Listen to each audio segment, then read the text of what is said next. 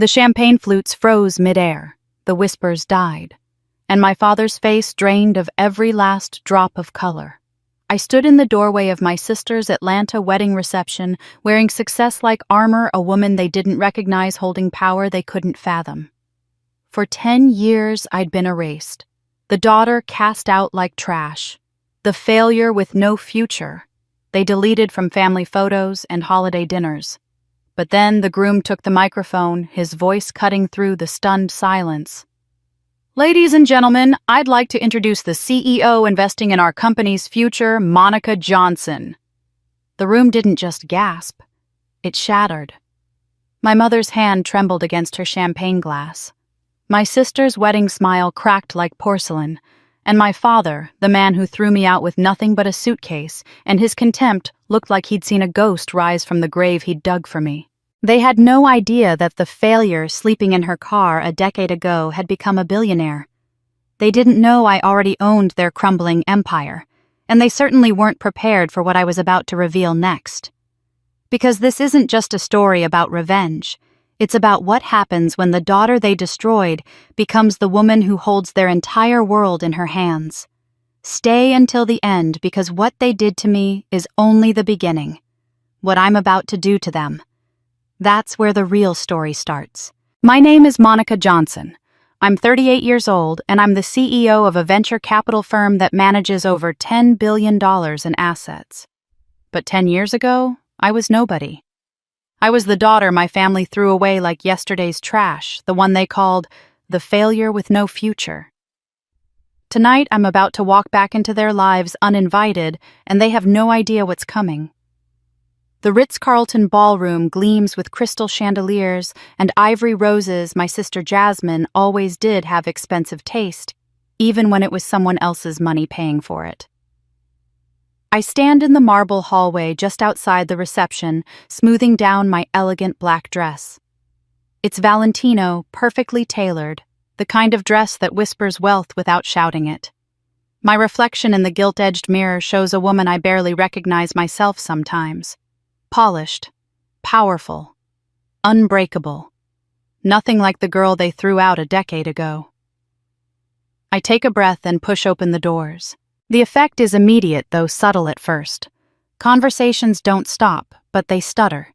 Heads turn with that curious tilt people get when they sense someone important has entered the room but can't quite place who. I move through the crowd with practiced grace, accepting a glass of champagne from a passing waiter, my heels clicking softly against the marble floor. "Who is that woman?" I hear someone whisper. "I don't know, but look at that dress. She must be somebody important." I am, but not in the way they think. My eyes sweep the room with clinical precision, cataloging every detail. The same type of hydrangeas my mother insisted on for every family event. The same jazz quartet playing the same tired standards. Even the champagne tastes the same expensive, chosen more for the label than the quality. Some things never change in the Johnson family. Appearances always mattered more than substance. Then I see them. My mother stands near the head table in a powder blue gown, diamonds at her throat that I recognize from every Christmas card photo. She's laughing at something someone said, her head thrown back in that practiced way she has, the one that photographs beautifully. But then her gaze drifts across the room and lands on me. The laughter dies in her throat. Her hand shoots out to grip my father's arm, champagne sloshing dangerously in her glass. I watch her mouth form words I can't hear from this distance, see the color drain from her face like someone pulled a plug. My father follows her stare, and when his eyes meet mine, I see something I've never seen in them before. Fear. Good. The chandelier above us is the same one that hung at my 10th birthday party. I remember standing beneath it in a pink dress, blowing out candles while my family sang. My father had his arm around my shoulders, then proud of his little girl. Jasmine had been jealous of the attention, pouting in the corner. Mother had taken 1,000 photos, fussing over every detail. That was before I disappointed them. Before I refused to be the daughter they wanted. Before I became their convenient scapegoat for everything wrong in their perfect family portrait. Jasmine appears in my line of sight, radiant in her wedding gown. It's excessive, even by her standards, layers of silk and lace, A train that requires 2 attendants, a bodice dripping with crystals that probably cost more than most people's cars. She's mid-laugh, surrounded by bridesmaids playing the role of blushing bride to perfection. Then someone points in my direction. Her smile freezes like a video paused mid-frame. Our eyes lock across the crowded room. I see recognition war with disbelief on her face. Is that Monica? It can't be. Monica was a failure. Monica had nothing. Monica disappeared into obscurity where she belonged. I raise my champagne glass to her in a small private salute. The whispers start in earnest, now spreading through the crowd like ripples in a pond. Extended family members lean into each other, their voices hushed but urgent. Is that her? No, it can't be. But she looks she looks too successful, too refined. Maybe it's a cousin we don't know about. Uncle Richard? My father's brother stares at me with his mouth slightly open. Aunt Patricia clutches her pearls, literally clutches them as if I might snatch them off her neck. Cousins I haven't seen in a decade squint at me, trying to match this polished woman in designer clothes with the broken girl they watched get cast out. I let them stare. I've earned the right to be stared at. A waiter passes, and I hear him whisper to another, "That's the investor. The one funding the groom's tech company. She's worth billions, apparently." The irony tastes sweeter than the champagne. I watch my father whisper urgently to my mother, his face flushed red. She's shaking her head, bringing her napkin to her mouth. They're trapped at the head table, unable to flee, unable to make a scene at their daughter's wedding. Perfect. These people are strangers to me now, even though I know every line on their faces, every gesture, every tell. I know my mother twists her wedding ring when she's anxious. I know my father's jaw muscle twitches when he's angry. I know Jasmine blinks rapidly when she's trying not to cry. I know them, but they don't know me anymore. The woman I am now was forged in the fire they lit. Every tear I cried sleeping in my car, every door slammed in my face, every moment I wanted to give up. But didn't it all build something they never expected? Something they never could have imagined their failure daughter would become. Movement at the front of the room catches my attention. The groom Marcus, a handsome man in his early 30s with an easy smile and apparently no idea whose family he just married into, steps up to the microphone. He taps it twice, and the room gradually quiets. "Ladies and gentlemen, thank you all for being here on this special day." He begins, his voice warm and genuine. My heart starts to pound.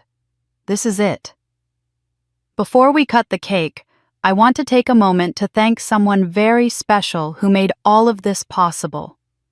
My mother's face has gone from pale to gray. My father looks like he might be sick. Marcus's smile widens as his eyes find me in the crowd. Jasmine and I are so grateful for the investment that's going to launch our company to the next level. Please join me in welcoming the CEO who believed in our vision and our future. The room holds its breath. Ladies and gentlemen, Monica Johnson. The silence that follows is so complete, I can hear the ice melting in someone's drink 3 tables away. Champagne glasses hang suspended in midair, frozen in toasts that will never be completed. 200 faces turn toward me in perfect synchronization. Mouths, open eyes wide. The jazz quartet saxophonist hits a wrong note and then trails off into nothing. Even the waiters stop moving trays balanced on their palms like statues. I remain perfectly still, letting the revelation wash over them in waves. "That Monica," someone whispers, and the room explodes into a cacophony of hushed, urgent voices. The one it can't be, but she was. No one can finish their sentences. The gossip they've whispered for a decade, the schadenfreude they've enjoyed at my family's dinner tables, the casual cruelty of writing off the black sheep, it all collides with the woman standing before them in Valentino and diamonds. My father's face has drained of every drop of color. He looks like a man who's just watched his own execution warrant being signed. His hand grips the edge of the table so hard his knuckles have gone white. Beside him, Jasmine's bridal smile has frozen into something grotesque, a mask that no longer fits her face. Uncle Richard's champagne glass slips from his fingers and shatters on the marble floor. No one even looks. I let the moment stretch, savoring it like fine wine. 10 years I've waited for this. 10 years of clawing my way up from nothing, of proving every single one of them wrong, of becoming everything they said I never could be. And now here I am, and they can't even speak. The memory hits me like a physical blow, vivid and sharp, despite the decade that's passed. I'm 28 years old again, standing in my parents' living room with my entire family arranged around me like a tribunal. The same chandelier that now hangs over Jasmine's wedding reception cast shadows across my father's face that night, making him look like a stranger. "You're worthless." His voice echoed off the wall, spit flying from his lips. "You'll never amount to anything. You're an embarrassment to this family, to everything we've built." I tried to explain, tried to make them understand why I couldn't marry the man they'd chosen for me, why I needed to forge my own path, but my words fell on ears that had already decided my fate. My mother sat in the corner of the room, crying silently, her hands twisted in her lap. Not crying for me, crying for the embarrassment I was causing her, for the scandal that would follow, for the disappointment of having a daughter who refused to be molded into their perfect image. Jasmine watched from the stairs, her face carefully blank. She didn't say a word in my defense. Not one word. She just stood there already calculating how my exile would benefit her, how she could slide into the role of favored daughter, only daughter, the one who could be trusted to uphold the family name. "Get out," my father had said, his voice dropping to something cold and final. "Get out of this house and don't come back. You're not my daughter anymore." He'd thrown a suitcase at my feet, one suitcase for 28 years of life. I'd packed in silence while they watched my hands shaking so badly I could barely fold my clothes. When I reached the door, I'd turned back one last time, hoping, praying that someone would speak up, would tell him he was going too far, would remember that I was family. The door slammed behind me before I could finish the thought. Now standing in this glittering ballroom, I watch that same door open in reverse. My mother rises from the head table, her legs unsteady, one hand clutching her napkin like a lifeline. She moves toward me through the crowd that parts for her automatically, their eyes darting between us like spectators at a tennis match. Up close, I can see her mascara is slightly smudged. Her hands tremble as she reaches toward me, then stops uncertain. The diamonds at her throat catch the light, throwing tiny rainbows across her powder blue gown. Monica. My name comes out broken, barely a whisper. "What are you doing here? How did you—" Her voice cracks completely. She looks at me like she's seeing a ghost, or perhaps something worse, a reckoning she thought she'd escaped. I meet her eyes with a calm I've practiced in 1,000 mirrors, in 1,000 boardrooms where men twice my age tried to intimidate me and failed. My face reveals nothing. No anger, no pain, no triumph. Just a smooth, perfect composure that I know unnerves her more than any outburst could. She takes a step back.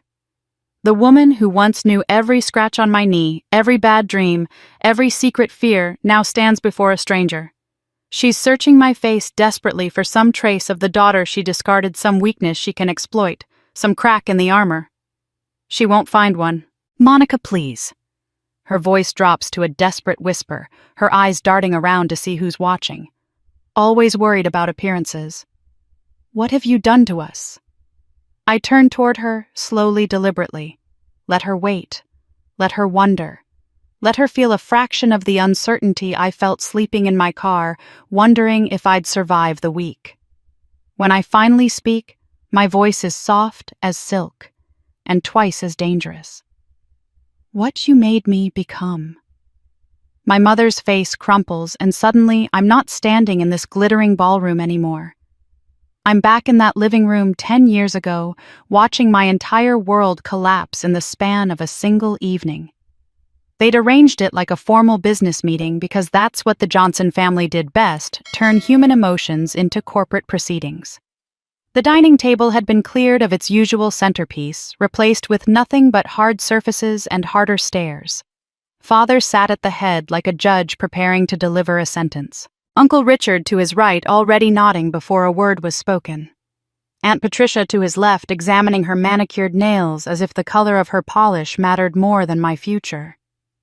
Jasmine perched on the stairs beyond the doorway, close enough to watch, but far enough to claim she wasn't really part of it. "Monica, sit down." Father's voice carried that tone I'd learned to fear as a child, calm on the surface, violence underneath. I sat. My mother stood behind Father's chair, her hands gripping the back of it so tightly I could see her knuckles turn white even from across the room. "We've made a decision regarding your future." Father began pulling out a folder, as if this were a board meeting, and not a discussion about his daughter's life. "The Hartwell family has expressed interest in a union between their son Robert and you. It's an excellent match. Their company complements ours perfectly. The merger would position both families for tremendous growth." The merger, not the marriage. The merger. "I'm not interested in Robert Hartwell," I said quietly, trying to keep my voice steady. "I barely know him, and what I do know I don't like. He's arrogant, and your interest is irrelevant." Father's words cut through mine like a blade. "This is about family legacy. This is about responsibility. This is about finally contributing something of value to this family instead of being a constant drain on our resources." Uncle Richard leaned forward, his jowls quivering with righteous indignation. "Your father has been more than generous with you, Monica. College tuition, that apartment downtown, the car. And what have you done with these opportunities? Nothing. You work at some nonprofit that barely pays you associating with people who are beneath your station." "Those people need help," I said, my voice rising despite my efforts to stay calm. "They're families who've lost everything who are trying to rebuild their lives after—" "Exactly," Aunt Patricia interrupted, finally looking up from her nails. "People who've lost everything. Is that really the crowd you want to align yourself with? The Johnsons don't associate with losers, dear. They're not losers. They're human beings who deserve dignity and— enough." Father's fist came down on the table, rattling the water glasses. "This is precisely the problem. You've always been selfish, Monica, always putting your naive ideals above family duty. Well, no more. You will marry Robert Hartwell. The announcement will be made next month at the charity gala. This discussion is over." "No," the word came out stronger than I'd expected. "I won't do it.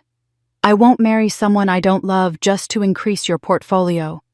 I won't be sold off like a piece of property." The silence that followed was terrible.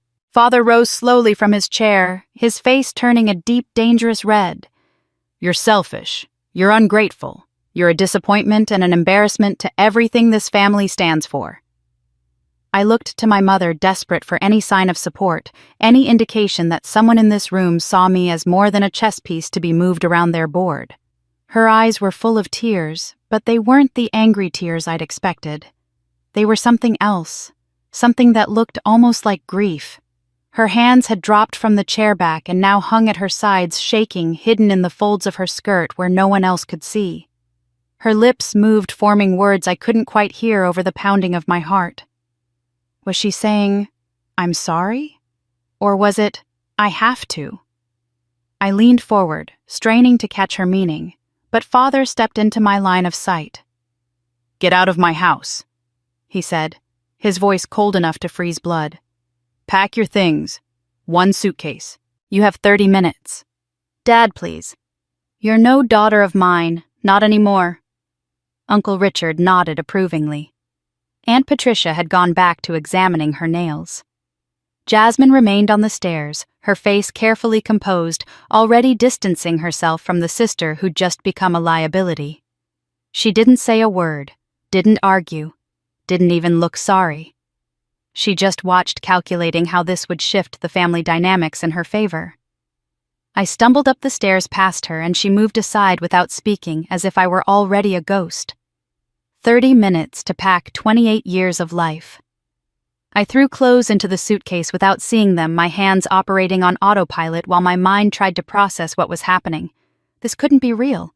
Families didn't do this. Parents didn't discard their children like broken furniture, but mine did. When I came back down, Father was holding the front door open, his face a mask of cold dismissal. Mother stood in the hallway, turned away, her shoulders shaking. As I moved past her, I felt her hand brush against my coat just for a second, but I was too numb to register what it meant. Father grabbed my arm roughly, propelling me toward the door. "Don't come back. Don't call. You're not part of this family anymore." The door slammed behind me with a finality that echoed through the quiet Atlanta neighborhood. I stood on the front steps for a long moment, suitcase in hand, unable to move. The porch light flickered off, plunging me into darkness. Inside, I could hear muffled voices, life continuing without me as if I'd never existed. It wasn't until I reached my car that I felt the weight in my coat pocket. I pulled it out, $200 in worn $20 bills folded small and tight. No note, no explanation, just cash that represented more than its monetary value. It was the only thing my mother could give me, smuggled into my pocket in that brief touch I'd barely noticed. Days later, sleeping in my car behind a grocery store because my apartment had been in Father's name and he'd already had the locks changed, I found the Bible tucked into the bottom of my suitcase. My mother's Bible, the one she'd had since her own mother died. Inside, pressed between the pages of Psalms, was a note in her careful handwriting, "Forgive me." 2 words that I didn't understand then. 2 words that seemed like a coward's apology, a meaningless gesture from a woman who'd stood silently while I was destroyed. Now, 10 years later, standing in this ballroom with my mother's desperate face before me, I finally understand what she was really saying that night.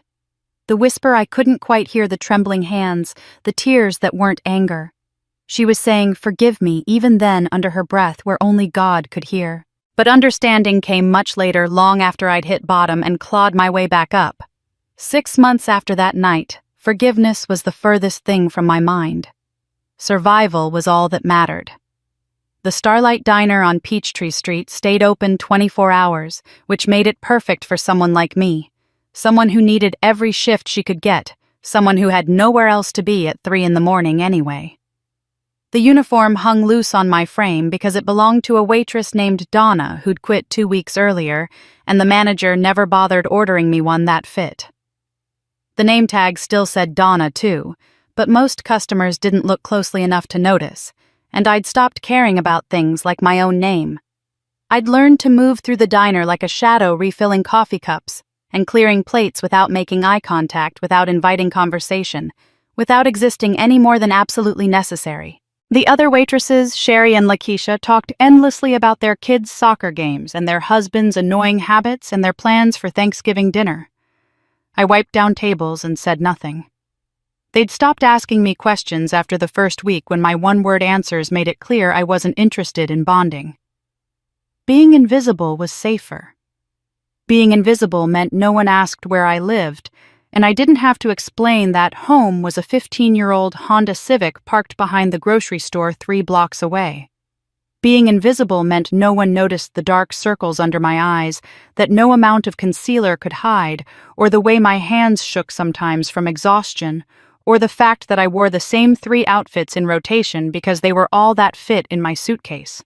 The tips barely covered gas and the occasional shower at the gym where I'd kept my membership because it was paid through the end of the year. Everything else went into a coffee can hidden under my spare tire. My escape fund, though I had no idea what I was escaping to. It was a Tuesday night or maybe Wednesday morning, sometime around 2 a.m., when the diner was nearly empty except for a few truckers and one woman sitting alone in the corner booth. She'd been there for over an hour, nursing the same cup of coffee while reading the Wall Street Journal by the fluorescent lights that made everyone look half dead. But she didn't look half dead. She looked composed, elegant, even in a way that seemed out of place among the cracked vinyl seats and sticky laminate tables. She was a black woman in her 60s, her silver hair cut short and natural, wearing a cashmere sweater that probably cost more than I made in a month. Her nails were manicured but practical, and she had the kind of posture that spoke of confidence earned, not performed. Every few minutes she'd glance up from her newspaper and watch the diner with the attention of someone who noticed everything, including me. A customer at the counter, a regular named Doug, who came in drunk most nights, started getting loud, snapping his fingers at me, and complaining that his eggs were too runny, then too dry, then the wrong temperature entirely. He wanted his money back. Then he wanted a free meal. Then he wanted to speak to a manager who'd gone home hours ago. I was so tired I could barely think straight, but I kept my voice steady and my face neutral. "I apologize for the inconvenience, sir. Let me get you a fresh plate on the house." I didn't have the authority to comp his meal, but I'd pay for it myself if I had to. Anything to make him stop yelling, to restore the quiet, to disappear back into my invisibility. Doug muttered something crude under his breath as I walked away, loud enough for me to hear, but quiet enough to pretend he thought I hadn't. I felt my face burn but kept moving, kept my shoulders straight, kept breathing.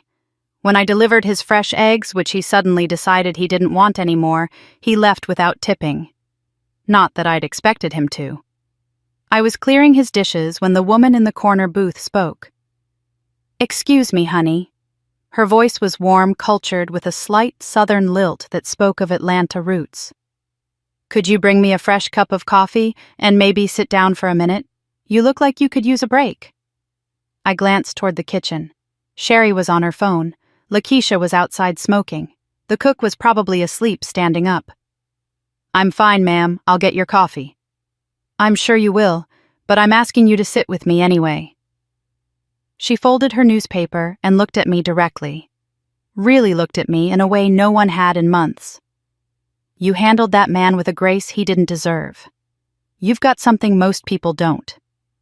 What's your story?" I should have made an excuse. Should have refilled her coffee and walked away. But something in her eyes stopped me.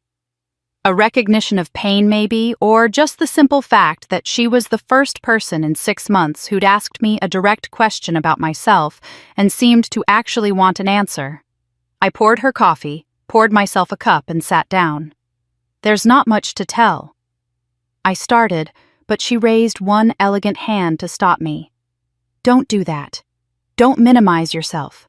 I've been watching you for an hour, and I've seen enough to know there's a story worth hearing. So let's try again. What's your name? Your real name, not the one on that borrowed name tag." "Monica," I said quietly. "Monica Johnson." "Evelyn Carter." She extended her hand across the table and her grip was firm, assured. "Now, Monica Johnson, tell me how someone with your bearing and intelligence ends up working the graveyard shift in a place like this." Maybe it was the exhaustion. Maybe it was the loneliness. Maybe it was just the relief of being seen after months of being invisible. But I told her. Not everything, not yet, but enough. About my family, about being disowned, about the car and the coffee can full of tips and the desperate hope that somewhere, somehow, things would get better. Evelyn listened without interrupting, her dark eyes never leaving my face. When I finished, she was quiet for a long moment, her fingers wrapped around her coffee cup. "I built a tech company in the 90s, she finally said, her voice softer now. Back when people were still surprised to see a black woman in the boardroom, let alone running the whole show. Made my first million before I turned 35. Built an empire worth over 200 million by the time I was 50. She paused, and I saw something crack in her composure just for a second, just enough to reveal the pain underneath. But I lost something worth more than all of it. My son. 20 years ago, in a custody battle that got uglier than anything I'd faced in business. His father had better lawyers, better connections, and a willingness to lie that I underestimated. The judge ruled against me, and just like that, he was gone. Moved out of state, changed his name. I looked for him for 15 years, hired investigators, followed every lead. Then one day I realized I had to stop. I had to accept that some losses don't get fixed. Her eyes welled up and she blinked rapidly, maintaining her composure with visible effort. He'd be about your age now, 38, maybe 39. I wonder every day if he's happy, if he even remembers me, if he knows I never stopped loving him. I saw my own pain reflected in her face, the particular ache of being discarded by the people who were supposed to love you unconditionally. We sat in silence, two women carrying losses we couldn't name, couldn't fix, couldn't forget. Then something shifted in Evelyn's expression. The grief hardened into something else, something fierce and determined. She leaned across the table, her eyes locking onto mine with an intensity that made me sit up straighter.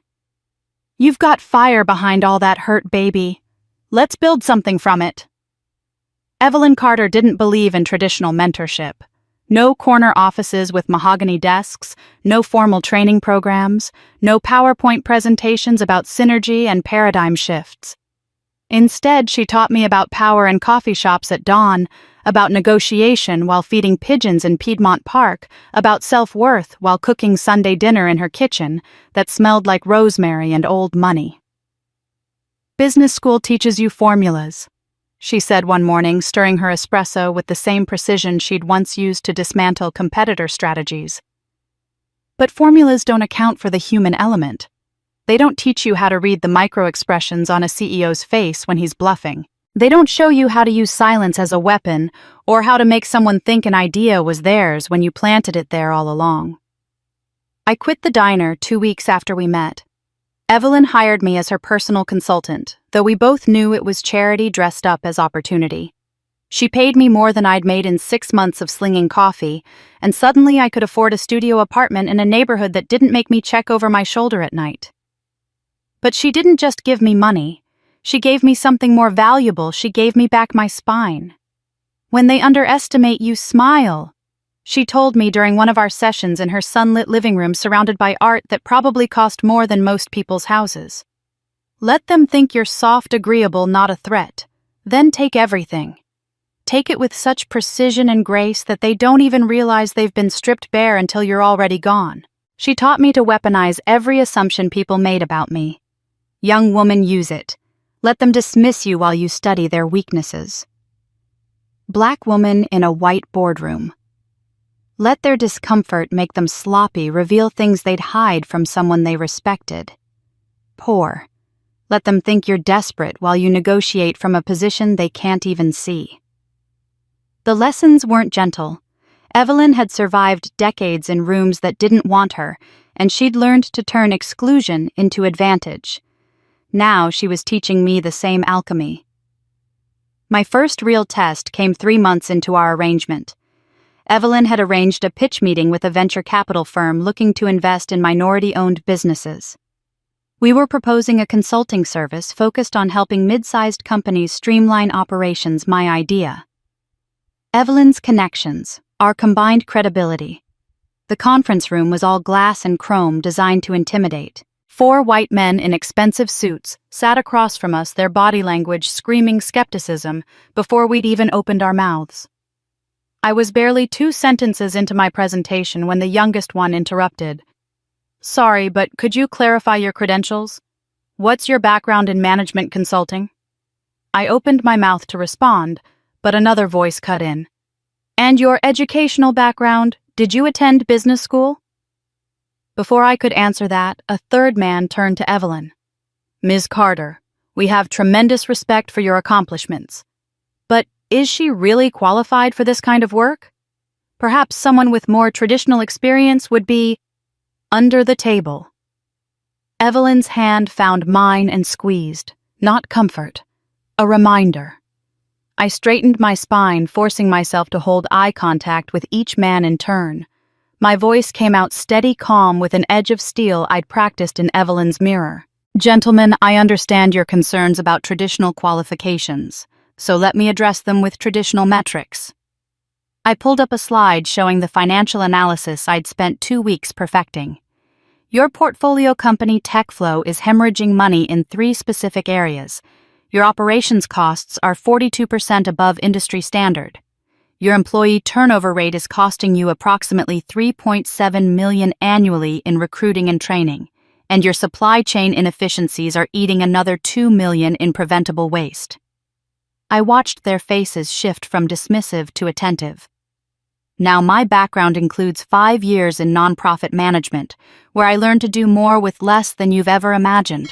I learned to negotiate with vendors who assumed I couldn't afford them, to manage teams who were overworked and underpaid, to find solutions that MBAs with fancy degrees told me were impossible. Those aren't traditional credentials. They're better. I advanced to the next slide, demolishing each of their objections with data so precise it left no room for argument. By the time I finished, the youngest one was taking notes. By the time Evelyn added her closing remarks, they were already discussing implementation timelines. We walked out with a signed contract and a retainer that made my hands shake when I saw the numbers. The real victory came 2 months later. A tech company CEO named Harrison Blake hired us to assess his operations and provide strategic recommendations. From the moment we walked into his office, he treated me like I was there to take notes for Evelyn, despite the introduction that clearly identified me as the lead consultant. "Sweetheart, could you grab us some coffee?" he asked, not even looking at me as he launched into an explanation of his business model directed entirely at Evelyn. Evelyn raised one eyebrow but said nothing. This was my test and she knew it. I smiled, fetched the coffee, and sat quietly while Harrison mansplained his own company to me for 30 minutes. He talked about market positioning like I'd never heard the term. He explained basic financial concepts as if I were a child. He interrupted me twice when I tried to ask clarifying questions, then answered questions I hadn't asked. I took meticulous notes, nodded at appropriate moments, and let him underestimate me with every word. Then I went to work.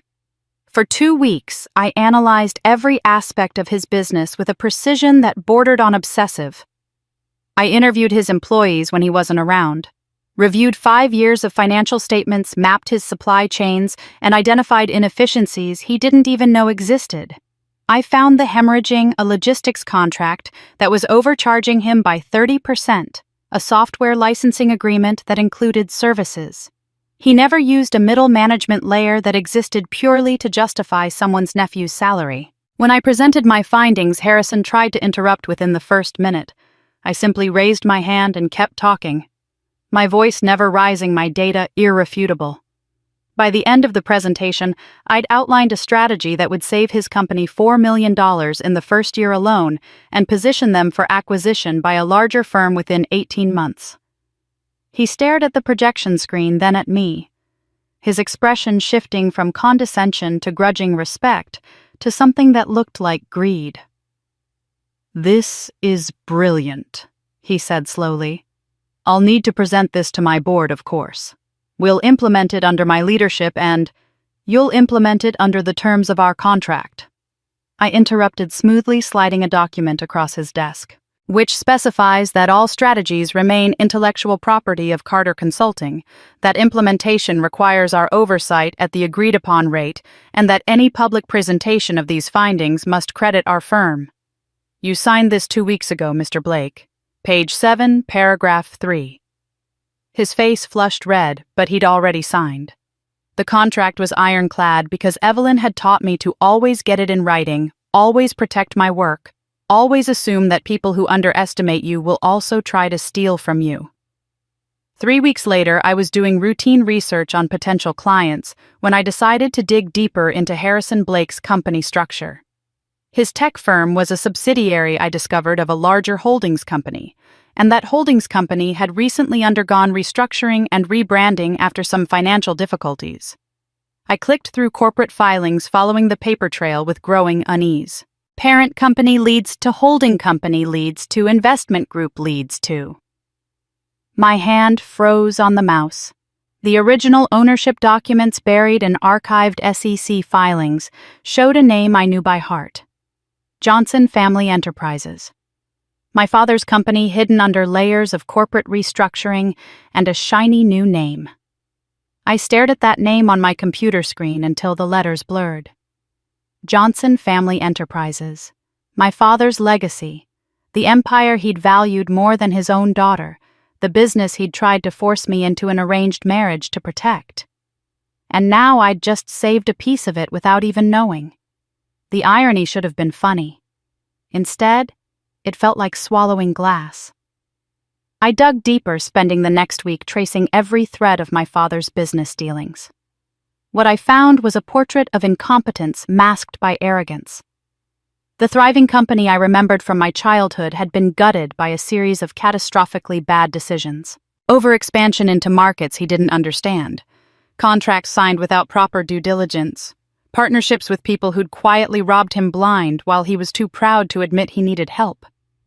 The man who'd called me worthless had driven his precious empire to the edge of bankruptcy through his own worthlessness. 3 months after I discovered the connection, my assistant Jennifer knocked on my office door with an unusual urgency. "Monica, we have a new inquiry. It's big. Emergency funding request, very time-sensitive." She handed me the file, and my breath caught when I saw the letterhead. Johnson Family Enterprises, not the subsidiary I'd worked with before, but the parent company itself. My father's lawyers were reaching out to Carter Consulting, begging for capital infusion to avoid defaulting on several major loans. They had no idea who they were begging. I kept my face neutral as I read through their desperate proposal. The numbers were worse than I'd imagined. My father was drowning, and he was too proud to admit it to anyone who knew his name. So he'd reached out to a firm he'd never heard of, run by someone whose name meant nothing to him. "Tell them we're interested," I said quietly, "but I want to structure this as an equity deal, not a loan. I'll need complete financial disclosure and board representation." Jennifer's eyebrows rose. "That's going to be expensive for them. Are you sure?" "I'm sure." Over the next 6 weeks, I built a cage from paper and ink. I created a web of shell companies and investment trusts, each one legally distinct but ultimately controlled by me. The lawyers my father hired never thought to trace the ownership structure back to its source. They were too desperate, too focused on getting the cash injection before the whole house of cards collapsed. I structured every contract with the precision Evelyn had taught me, every clause designed to look reasonable on the surface while hiding steel beneath. I attended meetings via video conference with my camera off, my voice disguised through a modifier that made me sound older male, vaguely European. I watched my father sit in those meetings, his face haggard, his suit not quite as crisp as it used to be, his hands shaking slightly as he signed document after document. Did he know what he was signing away? Did he understand that with each signature he was handing control of his life's work to someone else? Or was he too blinded by pride to see the trap closing around him? By the end, I owned 51% of Johnson Family Enterprises. The proud patriarch who'd thrown me out for refusing to be sold now worked for me. He just didn't know it yet. The satisfaction was darker than I'd expected, less triumphant, and more like a wound that wouldn't quite heal. I'd wanted justice, wanted him to feel what I'd felt. But sitting in my office, looking at the ownership documents with my name hidden behind layers of corporate structure, I felt something closer to emptiness. Still, I couldn't stop myself from exercising the power I now held. I attended board meetings as a silent proxy, never revealing my identity, but making my influence felt in every decision. When my father proposed firing a senior analyst who'd given him honest feedback he didn't want to hear, I blocked the motion through my representatives. When he wanted to cut employee benefits to pad his own bonus, I ensured the vote went the other way. When he made a pitch to invest in a venture that would have been disastrous, I quietly killed it before it could proceed. I became the invisible hand that controlled everything he thought was his. Every time he raged about the mysterious investor who kept interfering with his decisions, every time he complained about losing autonomy in his own company, I felt that dark satisfaction bloom a little brighter.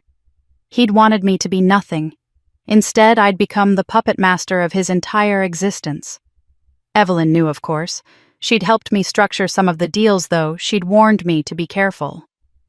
"Revenge has a way of consuming the person seeking it," she'd said over dinner one night. "Make sure you're building something for yourself, not just tearing him down." But I was building something. Carter Consulting had grown beyond my wildest expectations. We had clients across 3 states, a staff of 15, and a reputation for turning around failing companies that others had written off. I'd proven that I was everything my father said I'd never be. I just needed him to know it. Needed him to see my face and understand exactly who was holding his fate in her hands. The opportunity came on a Tuesday morning 6 months after I'd taken control of his company. Jennifer knocked on my door again, this time holding a cream-colored envelope with elegant calligraphy. "This just arrived by courier," she said, handing it to me. "It's marked personal and urgent." I opened it, my hands steady, despite the sudden acceleration of my heartbeat. Inside was a wedding invitation, Jasmine's wedding scheduled for 3 months from now at the Ritz-Carlton in Atlanta. But there was something else, a separate note on heavy cardstock. Ms. Johnson, it read in a masculine scrawl, my fiancé's family has spoken highly of the Johnson name, though we've never met. As you're the primary investor in my technology company, I would be honored if you would attend our wedding. I believe it would be valuable for us to meet in person and discuss the future of our partnership. With sincere respect, Marcus Chen. My sister's husband-to-be wanted to meet his mysterious investor. He wanted to introduce me to the family at their wedding in front of everyone who'd watched me be discarded. He had no idea that the investor he was courting and the disowned sister were the same person. Jennifer was watching me carefully. Everything okay?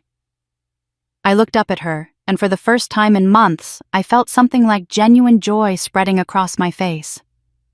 Jennifer, please RSVP that I'll be attending, and book me the best suite at the Ritz-Carlton. I have a wedding to crash. She blinked, confused. But you were invited. How is it crashing? I smiled, already imagining my father's face when he realized the truth. Trust me. It's going to feel like crashing. The seating chart appears 30 minutes after Marcus's announcement, delivered by a flustered wedding coordinator who can't quite meet my eyes. Table 47. I scan the elegantly printed diagram and find it tucked in the far corner of the ballroom, partially hidden behind a decorative column, as far from the head table as physically possible, while still technically being in the same room. The placard reads, "Distant relatives and guests." I'm seated between someone named Philip, who turns out to be the second cousin of Jasmine's college roommate, and a woman named Teresa, who's the +1 of someone's +1, and seems equally confused about why she's here. Across from me sits an elderly man who introduces himself as a third cousin twice removed and promptly falls asleep in his chair. The message couldn't be clearer if they'd written it in skywriting. You're not one of us. You never were. Money doesn't change that. I smooth my Valentino dress and smile, genuinely amused. They think a table assignment can diminish me. They think physical distance equals social hierarchy. They don't understand that I stopped needing their approval the night I learned to survive without them. Success isn't just the best revenge, it's the only revenge that matters. From my exile in the corner, I have a perfect view of the entire reception. I watch the Johnson family perform their elaborate theater of respectability and wealth. The champagne flows, the orchestra plays. Everyone smiles with too many teeth, but the whispers are louder than the music. Aunt Patricia leans close to Uncle Richard, her voice carrying just far enough for me to catch fragments. Sleeping her way to the top, probably. You know how those types operate. A woman doesn't build that kind of wealth without lying on her back. Uncle Richard nods, his jowls quivering with righteous judgment. Always knew she'd end up using what God gave her instead of working honest. I take a sip of champagne and watch them, feeling nothing. Their poison can't touch me anymore. I'm inoculated by success, immunized by self-worth, protected by the simple fact that I know my truth and they only know their assumptions. My cousins huddle around a phone at table 12, not even bothering to hide what they're doing. One of them angles the camera in my direction, zooming in on my dress, my jewelry, my hair. They're probably posting to some group chat right now, dissecting every choice I made, finding flaws that don't exist, creating narratives that make them feel superior to the woman who surpassed them all. Let them. Their criticism is the price of admission to their small, bitter world, and I'm no longer buying tickets. My father sits at the head table like a king on a crumbling throne. He hasn't looked in my direction once since Marcus's announcement. His jaw is clenched so tight I can see the muscle jumping from here.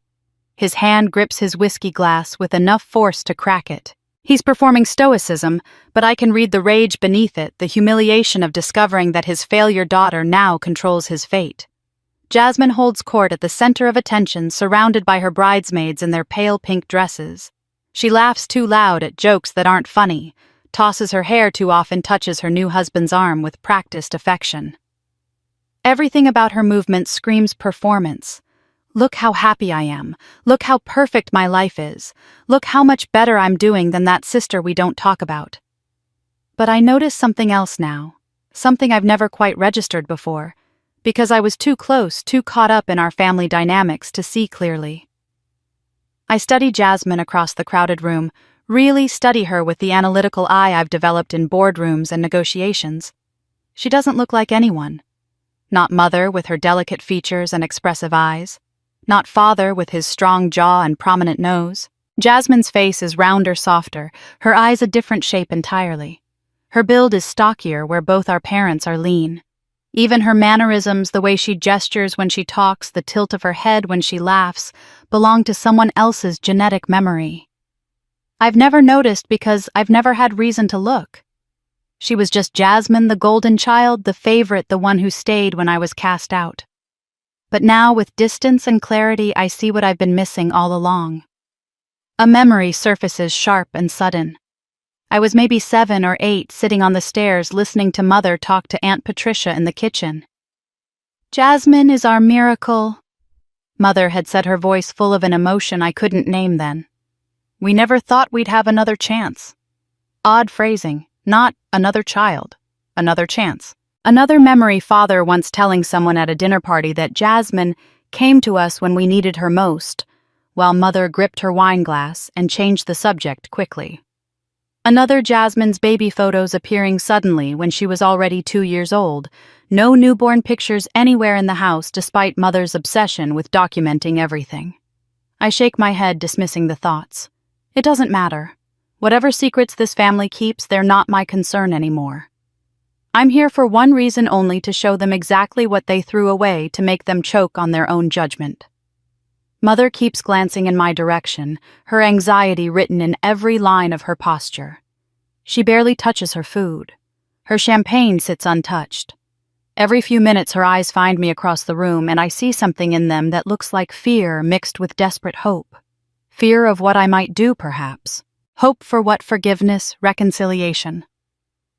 I don't know, and I'm not sure I care enough to find out. The evening wears on. Dinner is served, some overpriced chicken that tastes like expensive cardboard. Toasts are made, carefully avoiding any mention of family beyond the happy couple. The cake is cut with ceremonial precision. Through it all, I remain in my corner, an inconvenient reminder of everything they'd rather forget. Then I see him moving through the crowd. Marcus, the groom, weaving between tables with deliberate purpose. He's heading toward me, his expression strange, not quite a smile, but something knowing something that makes my instincts suddenly sharp and alert.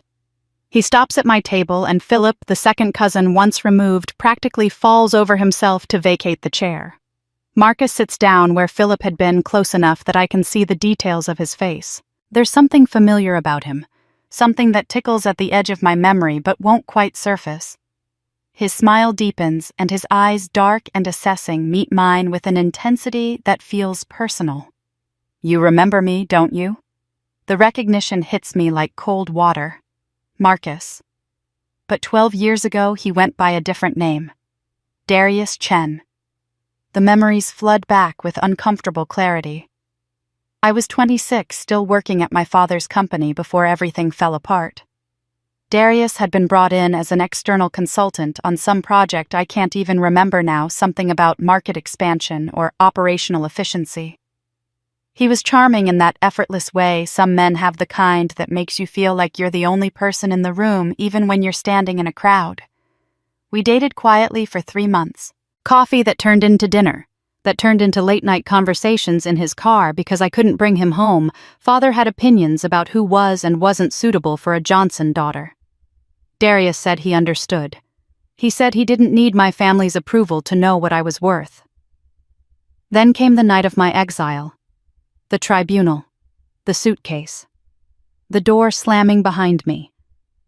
I'd tried calling Darius the next day, my phone clutched in shaking hands while I sat in my car behind a grocery store. It went straight to voicemail. I tried again that evening, the next day, the day after that. By the end of the week, his number was disconnected.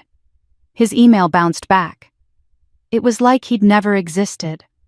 I'd told myself he was embarrassed by my fall from grace, that he couldn't be associated with the disowned Johnson daughter, that he'd simply cut his losses and moved on. It had hurt, but it was just one more betrayal in a season of betrayals, one more person who proved that no one actually stays when things get hard.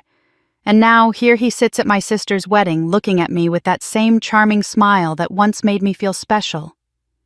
"Darius," I say, keeping my voice level. "Or is it Marcus now?" Marcus is my middle name. Darius Marcus Chen. I go by Marcus professionally now, cleaner, less ethnic for the tech world. His smile doesn't reach his eyes. "You look different. Success suits you." "What are you doing here?" The question comes out sharper than I intend. "How did you end up with Jasmine?"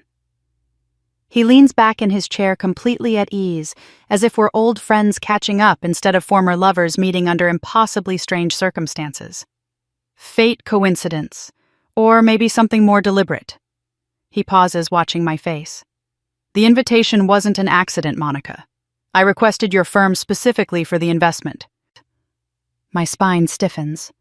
"You knew who I was." "I've followed your career. Very closely, actually.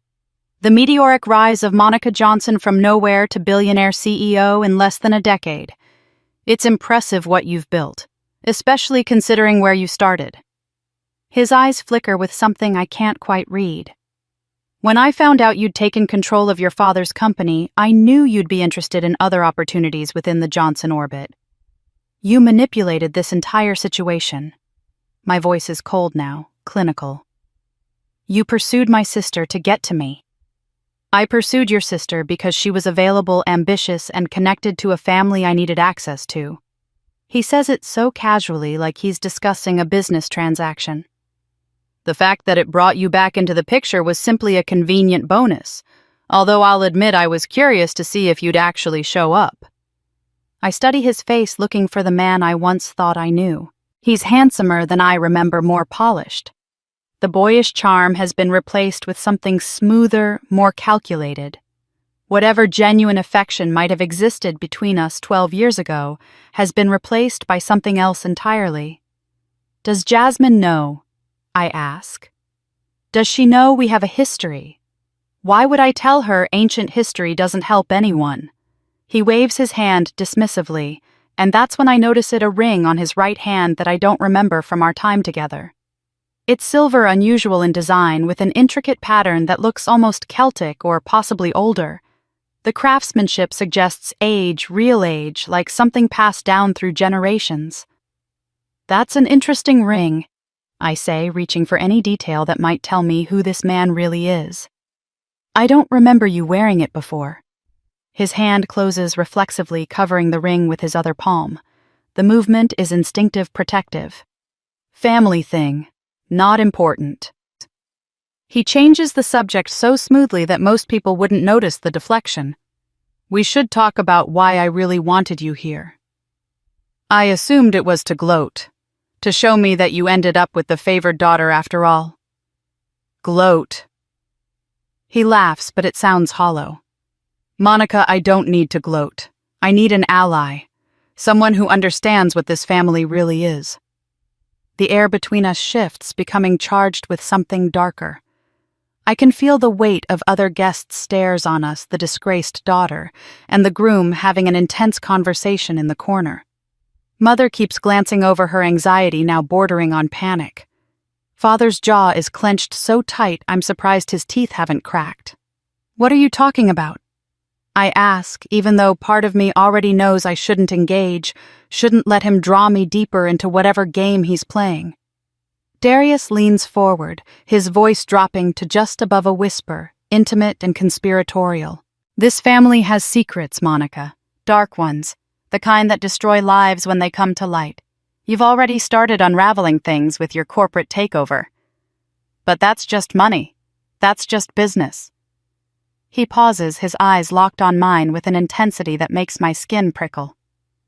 "You could destroy them all you know. This whole family. Everything they've built, every lie they've told, every person they've hurt. You could burn it all down." I should stand up. should walk away, should refuse to be drawn into whatever twisted scheme he's concocting. But I don't move. And I can help you do it. He continues, his smile sharpening into something that looks almost predatory. In fact, I think you'll find we want the same thing. The same thing. The words hang in the air between us like smoke, and I realize with uncomfortable clarity that Darius has been planning this conversation for a long time. This isn't spontaneous. This is rehearsed. You've done your homework, I say, carefully keeping my expression neutral even as my mind races through implications. How much does he actually know more than homework? He pulls out his phone, angles it so only I can see the screen. On it are documents I recognize immediately. Corporate filings, ownership structures, the labyrinth of shell companies I'd created to hide my acquisition of Father's business. Evermore Holdings registered in Delaware. Cascade Investment Trust registered in Nevada. Sterling Capital Partners registered in the Cayman Islands. All of them ultimately controlled by one Monica Elizabeth Johnson. My blood runs cold, but I don't let it show on my face. Corporate espionage is illegal. So is structuring deals to deliberately deceive stakeholders about ownership. He says it without malice, just stating facts. But I'm not here to threaten you, Monica. I'm here because I know what they did to you. I know how your father threw you out like garbage. I know how your mother stood by and watched. I know how your sister benefited from your exile and never once reached out to see if you were alive or dead. Each word is a needle finding its mark. He's telling me things I know, things I've lived, but hearing them spoken aloud by someone else gives them new weight, validates the rage I've been carrying for a decade. I have my sources, he continues when I don't respond. People who know people. Money talks, and I've learned to listen. But more importantly, I understand. I know what it's like to be cast aside by people who were supposed to protect you. There's something raw in his voice when he says this, something that sounds almost genuine. Almost. So you want justice for me? I say, letting skepticism color my tone. How altruistic. I want justice for both of us. He leans closer and I catch the scent of expensive cologne mixed with something else, ambition maybe, or desperation dressed up as confidence. Use this wedding as a stage. All these people are here, all these family friends and business associates and social climbers who worshipped at the altar of Johnson family respectability. You stand up during the reception, tell them what they did. Show them the documents proving you now control everything your father built. Expose the lie of their perfect family. He paints the picture with the skill of someone who's rehearsed this pitch, maybe even practiced it in front of a mirror. Imagine it. Your father's face when everyone knows he works for his failure daughter. Your mother's shame when her friends understand she let her husband abuse her and discard her child. Jasmine's humiliation when her wedding becomes about your resurrection instead of her celebration. You could destroy them publicly, Monica. Make them feel what you felt. Part of me responds to his words like a match to kindling. That dark part that's nursed the wound for 10 years, that's calculated every move with their eventual reckoning in mind, that wants to watch them burn the way I burned. The part that kept me going through nights in my car and double shifts at the diner, and every moment someone treated me like I was less than human. That part whispers, yes, do it make them pay? But another voice cuts through the fantasy, Evelyn's voice, warm and wise and hard-earned. We'd been sitting in her kitchen 6 months ago reviewing quarterly reports when she'd suddenly looked at me with an expression I couldn't quite read. Don't become the man you fought, she'd said. Don't let his cruelty turn you cruel. Don't let his smallness make you small. You're building something beautiful, baby.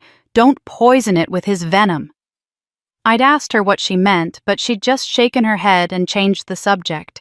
Now I understand. She saw this moment coming before I did. She knew I'd be offered the chance to destroy them, and she was warning me about the cost. I study Darius across the table. His expression is earnest, compelling, designed to draw me in. But something feels wrong, like a note played just slightly off-key in an otherwise perfect melody. This man who vanished when I needed him most, who's now married to my sister, who somehow knows details about my business dealings that should be buried under layers of legal protection, this man wants me to trust him. Why do you care so much? I ask, watching his face carefully for micro-expressions, the tells I've learned to read in negotiations. What's in this for you, Darius? What do you get out of my revenge? Something flickers behind his eyes, too quick to catch, too fast to identify. Let's just say I have my own reasons for wanting to see this family brought low. Reasons that align with yours. That's not an answer? It's the only answer you're getting right now. He leans back, his smile returning but not quite reaching his eyes. You want to know my motives? Fine. But first you need to decide if you're interested in the opportunity. Are you brave enough to take what's rightfully yours, not just their money, but their dignity, their reputation, their comfortable lies? The ballroom swirls around us. Music plays. People dance. Jasmine throws her head back in exaggerated laughter at something a bridesmaid said. Father grips his whiskey and stares at nothing. Mother's eyes find mine again, pleading for something I can't name. I could do it. I could stand up right now, take the microphone, lay bare every ugly truth. Watch this perfect wedding implode in real time. Become the villain they always said I was, except now with the power to actually destroy them. Or I could walk away, keep my dignity, keep building the life I've created. Let their guilt and fear eat at them slowly instead of burning them quickly. Revenge or peace. Destruction or elevation. The woman I was or the woman I'm becoming. I make my decision, though I'm not entirely sure which path I'm choosing. Maybe I need to know more before I commit. Maybe I need to see how far Darius is willing to go, what his real endgame looks like. Maybe I'm just buying time to figure out what I actually want. I lean forward, mirroring his posture, and let a small smile play at my lips. Tell me more about this plan of yours, Darius. Darius's smile widens as I lean in, and he's about to respond when the MC's voice crackles through the sound system, cutting through the ambient chatter and clinking glasses. Ladies and gentlemen, we have a wonderful surprise for you this evening. We're going to hear from someone very special, a woman who's accomplished extraordinary things and who shares a unique bond with our beautiful bride. Please join me in welcoming to the stage the bride's sister, Monica Johnson, for a toast. The room erupts in polite applause. My body goes rigid. Jasmine's face drains of all color. She wasn't consulted about this.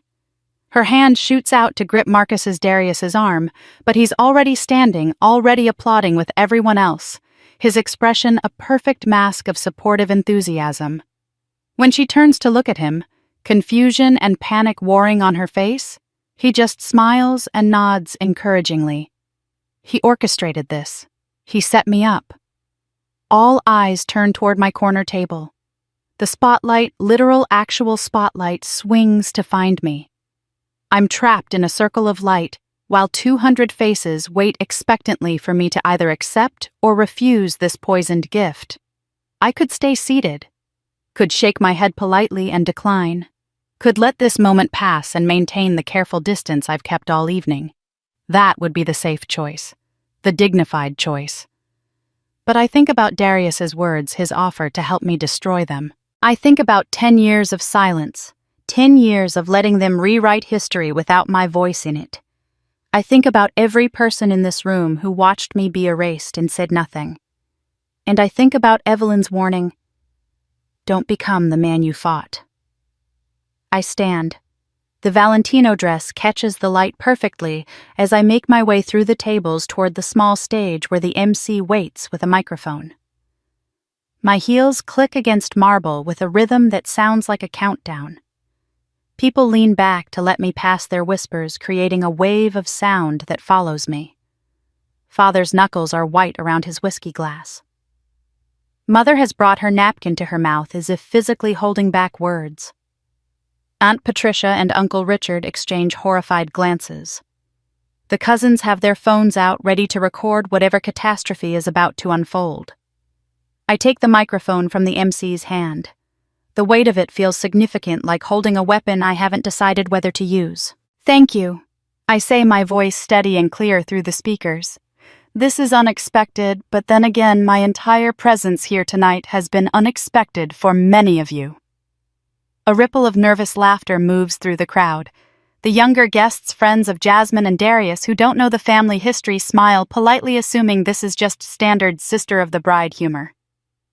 I want to talk about family tonight. I continue, letting my gaze sweep across the room, making eye contact with faces I once knew intimately. Because that's what weddings are supposed to celebrate, aren't they?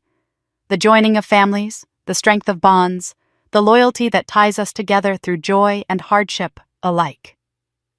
Father's jaw muscle twitches. He knows where this is going, or thinks he does. But families are complicated. I say, my voice taking on a reflective quality that sounds almost gentle. Some families embrace all their children equally, and some families have favorites. Some families stand by their members when times get hard, and some families decide that certain members are expendable when they become inconvenient. The room has gone very quiet now. Even the waiters have stopped moving. I speak from experience, you see, because I am the daughter who was found to be inconvenient, the sister who was discarded when she didn't fit the family narrative. 10 years ago, I was cast out of this family for the crime of wanting to choose my own path. I was told I was worthless, that I would amount to nothing, that I was an embarrassment to the Johnson name. I can hear people shifting in their seats. Some uncomfortable, some curious, some shocked that I'm saying this out loud at a wedding reception. Some of us were cast out to fall. I continue raising my champagne glass, but we learned to fly instead. And now we're soaring higher than those who tried to clip our wings. We learned that family isn't just about blood and last names. Family is about the people who believe in you when you're at your lowest, the people who invest in your potential when everyone else writes you off, the people who teach you that your worth isn't determined by those who abandoned you. Evelyn's face flashes in my mind, her kindness in that diner, her fierce protection, her unconditional belief in me when I didn't believe in myself. So here's to resilience, I say, my voice growing stronger. Here's to the people who survive their own families. Here's to those who build empires from nothing while others inherit empires and run them into the ground. Here's to knowing that success isn't about where you start. It's about refusing to stay down when people try to bury you. Some people are applauding now, mostly the younger crowd who hear only an empowerment message, who think this is just contemporary wedding toast boldness. They don't understand the surgical precision of every word, the way each sentence is aimed at specific targets, sitting frozen at their tables. But the older guests understand. They've gone still as statues. Uncle Richard's face has turned an alarming shade of red. Aunt Patricia looks like she might faint. Extended family members who participated in my exile, who nodded along when Father declared me worthless, now stare at their plates as if they might find escape routes written in the remnants of their expensive chicken. Father has stood up from his chair, his body rigid with barely contained fury. Mother is crying silently, tears streaming down her face, though I can't tell if they're tears of shame or something else. And Darius watches from the head table with an expression of satisfaction that makes my skin crawl. This is exactly what he wanted. He's feeding off the chaos like it nourishes him. To the bride and groom, I say, raising my glass higher, my final words delivered with a smile that doesn't quite reach my eyes. May your marriage be built on honesty, loyalty, and the understanding that the people you choose to keep in your life define who you are, far more than the people you choose to discard. May you never know what it's like to be thrown away by those who claimed to love you, and may you never be the ones doing the throwing. I drain my champagne glass in one long swallow, the bubbles sharp against my throat. The applause is scattered, confused. Some people clap enthusiastically, still not understanding the subtext. Others sit in stunned silence. A few guests look actively uncomfortable, as if they've just witnessed something they wish they hadn't. I hand the microphone back to the MC, whose professional smile has become fixed and slightly panicked, and turn to walk back to my table. I make it 3 steps before Jasmine's voice cuts through the room like breaking glass. Stop! I turn, She's standing at the head table, both hands pressed flat against the white tablecloth. Her face flushed with emotion I can't quite parse. Rage, yes, but also fear. And something that might be betrayal, though I'm not sure who she thinks betrayed her. Her voice shakes when she speaks again, loud enough for everyone to hear even without the microphone. How dare you? How dare you come to my wedding and make it about you? About your victim story, your persecution complex, your need to be the center of attention even when it's not your day. The room has gone completely silent now. Even the orchestra has stopped playing. You were always selfish, Jasmine continues, her voice rising. Always thinking everything was about you. Mom and Dad made a decision based on what was best for this family, and you couldn't handle it. So you ran away, and now you come back here with your money and your fancy dress and your little speech trying to ruin my perfect day. She's trembling visibly now, her perfectly styled hair slightly disheveled, her makeup starting to run. Get out of my wedding, she says, her voice cracking on the last word. Now. The silence following Jasmine's command stretches for exactly 3 seconds before she breaks it herself, her voice climbing to a pitch I've never heard from her before. You're jealous, she screams, pointing at me with a shaking finger, her perfectly manicured nail like an accusation. You've always been jealous of me, jealous that I was loved, that I belonged, that I didn't throw everything away for some stupid principle. I remain perfectly still, my voice calm when I respond. I'm not jealous of a life built on lies, little sister. I'm not jealous of being the daughter who stayed because she was too afraid to become anything else. Jasmine's face contorts with rage. She takes a step toward me, and immediately, 3 bridesmaids rush to her side, trying to hold her back, their pink dresses creating a barrier between us. But she shrugs them off, advancing on me with 10 years of resentment pouring out. You think you're better than us because you made some money. You think success erases what you are. You're still the failure who got thrown out. You're still the embarrassment. Money doesn't change that. Around us. I can see phones emerging from pockets and purses' screens glowing as guests begin recording. This is going to be all over social media within the hour. The perfect Johnson wedding imploding in real time. Part of me should feel guilty about that, but I don't. I didn't throw the first punch, I just refused to stay down. Jasmine, stop! Mother's voice cuts through, weak and pleading, but neither of us listens. You want to talk about embarrassment? I ask, my voice still level even as Jasmine's rises. Let's talk about a family so obsessed with appearances that they threw away their own daughter rather than face the scandal of her making her own choices. Let's talk about parents who valued their reputation more than their child. That's when Father moves. He's been standing at the head table frozen until now, but something in my words snaps whatever restraint he was maintaining. He storms toward me, his face transforming from pale fury to something darker, something dangerous. How dare you! His voice booms across the ballroom, drowning out the music that started playing again in a futile attempt to restore normalcy. How dare you come here? You're nothing. You'll always be nothing. Every eye in the room is on us now. The performance of respectability has shattered completely. The careful Johnson family image is cracking in real time, and there's nowhere to hide. Father's face has gone an alarming shade of red, almost purple. Veins bulge in his neck and forehead. His finger jabs toward the exit with such violence, I almost expect his arm to detach. You were a mistake, and throwing you out was the best decision I ever made. The only good thing you ever did for this family was leave it. Something in his words triggers a visceral memory, being 28 again, hearing almost identical phrases, feeling the world collapse. But I'm not that person anymore. That person begged for mercy. This version of me just stands taller. If it was such a good decision, I say quietly, why do you look like it's eating you alive? His eyes bulge. His mouth opens to respond, but what comes out isn't words, it's a gasp, sharp and sudden. His right hand flies to his chest, clutching at his shirt. His left hand reaches out, grasping at air, at nothing, at something only he can see. The room shifts from tension to panic in an instant. Father's face drains of color just as quickly as it had filled with rage. He stumbles backward, his legs suddenly unable to support his weight. Mother screams his name.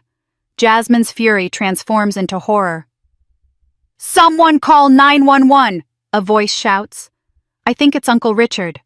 Father falls to his knees, and even in this moment, even as his body betrays him, his eyes find mine. There's no softness in them, no fear for himself, just pure, undiluted hatred. His lips form words I can barely hear over the chaos erupting around us. "This is your fault." Then he crumples, completely collapsing onto the marble floor that moments ago reflected the sparkle of a perfect wedding. Guests surge forward and pull back simultaneously, creating a chaotic circle around his prone body. Mother drops beside him, her gown pooling around them both, her hands fluttering uselessly over his chest, as if she could will his heart to keep beating through sheer desperation. Bridesmaids cry. Groomsmen pull out phones. Someone with medical training, a guest I don't recognize, pushes through the crowd and begins administering aid. The orchestra has stopped completely now. The only sounds are Mother's sobs, the urgent voice of whoever's on the phone with emergency services, and the whispered prayers of guests who don't know what else to do. I stand frozen, watching it all unfold like a nightmare I can't wake from. Part of me wants to run to him, to take back my words, to somehow undo this moment. But a larger part knows that his hatred wasn't born tonight. It's been festering for a decade, maybe longer. I'm not the cause of his rage. I'm just the mirror that reflected it back at him, until he couldn't stand to see his own ugliness anymore. The paramedics arrive with shocking speed, flooding the ballroom with uniforms and equipment. They work on Father with efficient urgency, asking questions, checking vitals, loading him onto a stretcher. Mother climbs into the ambulance with him, still crying, her makeup completely destroyed.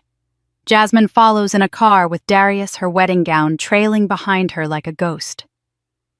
The ballroom empties slowly, guests filing out in shocked silence, their evening of celebration transformed into trauma they'll recount to friends for years. I remain standing exactly where Father collapsed, unable to move, unable to process what just happened. His words echo in my head. "This is your fault." Maybe he's right. Maybe coming here was a mistake. Maybe I should have stayed away, stayed invisible, stayed discarded. I'm still standing there when my phone vibrates in my clutch. I pull it out with numb fingers, expecting it to be Evelyn or Jennifer checking on me after seeing the inevitable videos already circulating online. But the number is unknown. The message makes my blood run cold. "Be careful. Your father isn't the only one who wants you gone." I stare at the text message until the screen dims, then lights up again when another message arrives. Same unknown number. "Ask yourself why Jasmine looks nothing like your parents." My hotel room suddenly feels too small, too exposed. I check the locks, close the curtains, and sink onto the bed with my phone clutched in my hand like a lifeline. The thread is clear, but the motive remains murky. Who sent this Darius someone else in the family? A stranger with access to information they shouldn't have. Father survives the heart attack. I learn this not from family, but from the news. Prominent Atlanta businessman hospitalized after daughter's wedding outburst, reads one headline. Family drama turns deadly at society wedding, reads another. They've already shaped the narrative, and I'm the villain. Jasmine gives a tearful interview to a local news station, standing outside the hospital in her ruined wedding dress like a tragic heroine. "My sister stressed him into a heart attack," she says, dabbing at her eyes with a tissue. "She showed up uninvited, gave a cruel speech, and attacked our family publicly. This is who she is. Someone who destroys people for attention." The comments section fills with strangers who've never met me, all of them certain of my guilt. Jealous sister ruins wedding. Some people can't stand to see others happy. She should be ashamed. My social media accounts, which I rarely use, flood with hate messages within hours. People I've never heard of feel entitled to tell me I'm worthless, cruel, that I deserved to be disowned. Aunt Patricia posts on Facebook about toxic family members who weaponize past grievances. Uncle Richard shares an article about narcissistic personality disorder with the caption, "Some people never change." Cousins I haven't seen in a decade suddenly have strong opinions about my character shared publicly for maximum impact. But beneath the performative outrage, I sense something else: desperation. They're trying too hard to control the story, too eager to paint me as the sole villain. Which means there's more to this story, more they're hiding, more they're afraid I'll uncover. So I start digging. My ownership of Father's company gives me access to files he doesn't know I can see. I spend 3 days locked in my hotel room going through documents, following paper trails, connecting dots that paint an increasingly disturbing picture. Father didn't just make bad business decisions, he made criminal ones. Forged signatures on contracts, embezzled funds transferred to offshore accounts, insurance fraud, tax evasion. He'd been stealing from his own company for years, from partners who trusted him, from clients who believed in him, even from employees whose retirement accounts he'd raided to cover his gambling debts. The man who'd called me worthless had built his empire on lies and theft, and it was all documented in files he thought no one would ever see. This is bigger than family drama. This is federal crime territory. The kind of thing that ends in prison sentences, not just public embarrassment. But I need more. I need to understand the full scope of what I'm dealing with, who I'm dealing with. So I do something I haven't done in 10 years. I go back to my childhood home. Father changed the locks after he threw me out, but I still have the key to the side entrance that leads to his home office, the one he never remembers exists because Mother had it installed when she wanted a private way to bring him lunch during his long work hours. It's 3 a.m. when I slip through that door, my heart pounding so hard I'm surprised it doesn't wake the neighbors. The house smells the same furniture polish and Mother's lavender sachets and something else I can't quite name. Memory, maybe. The ghost of who I used to be. I force myself to move through the darkened hallway, my phone flashlight guiding me to Father's office at the back of the house. His filing cabinets are locked, but I know where he keeps the key, taped under the second drawer of his desk, same place he's kept it since I was a teenager. Some things never change, even when everything else does. I'm looking for business records, more evidence of his fraud, anything that might explain the threatening text messages. Instead, I find something else entirely. A file labeled Insurance Claims 2014 catches my attention, because that's the year I was disowned. I pull it out expecting maybe property damage or business insurance. What I find instead makes my hands go cold. Mother's hospital admission records. The date jumps out at me immediately. It's the night after I was thrown out. The night I spent sleeping in my car behind a grocery store, sobbing into my steering wheel, believing I was completely alone in the world. Patient Margaret Johnson. Fractured right wrist. Patient claims she fell downstairs. I read the words again, trying to make sense of them. Mother hurt herself the night after I left. She never told me, never mentioned it in the years before I was exiled, never referenced it in any way. But it's the doctor's note at the bottom of the page that makes my breath catch in my throat, that makes the room tilt sideways, that makes me sink into Father's leather chair because my legs won't hold me anymore. Injury pattern inconsistent with falling. Consistent with defensive wound. Patient became agitated when questioned about injury source. Husband present and insistent that no further investigation necessary.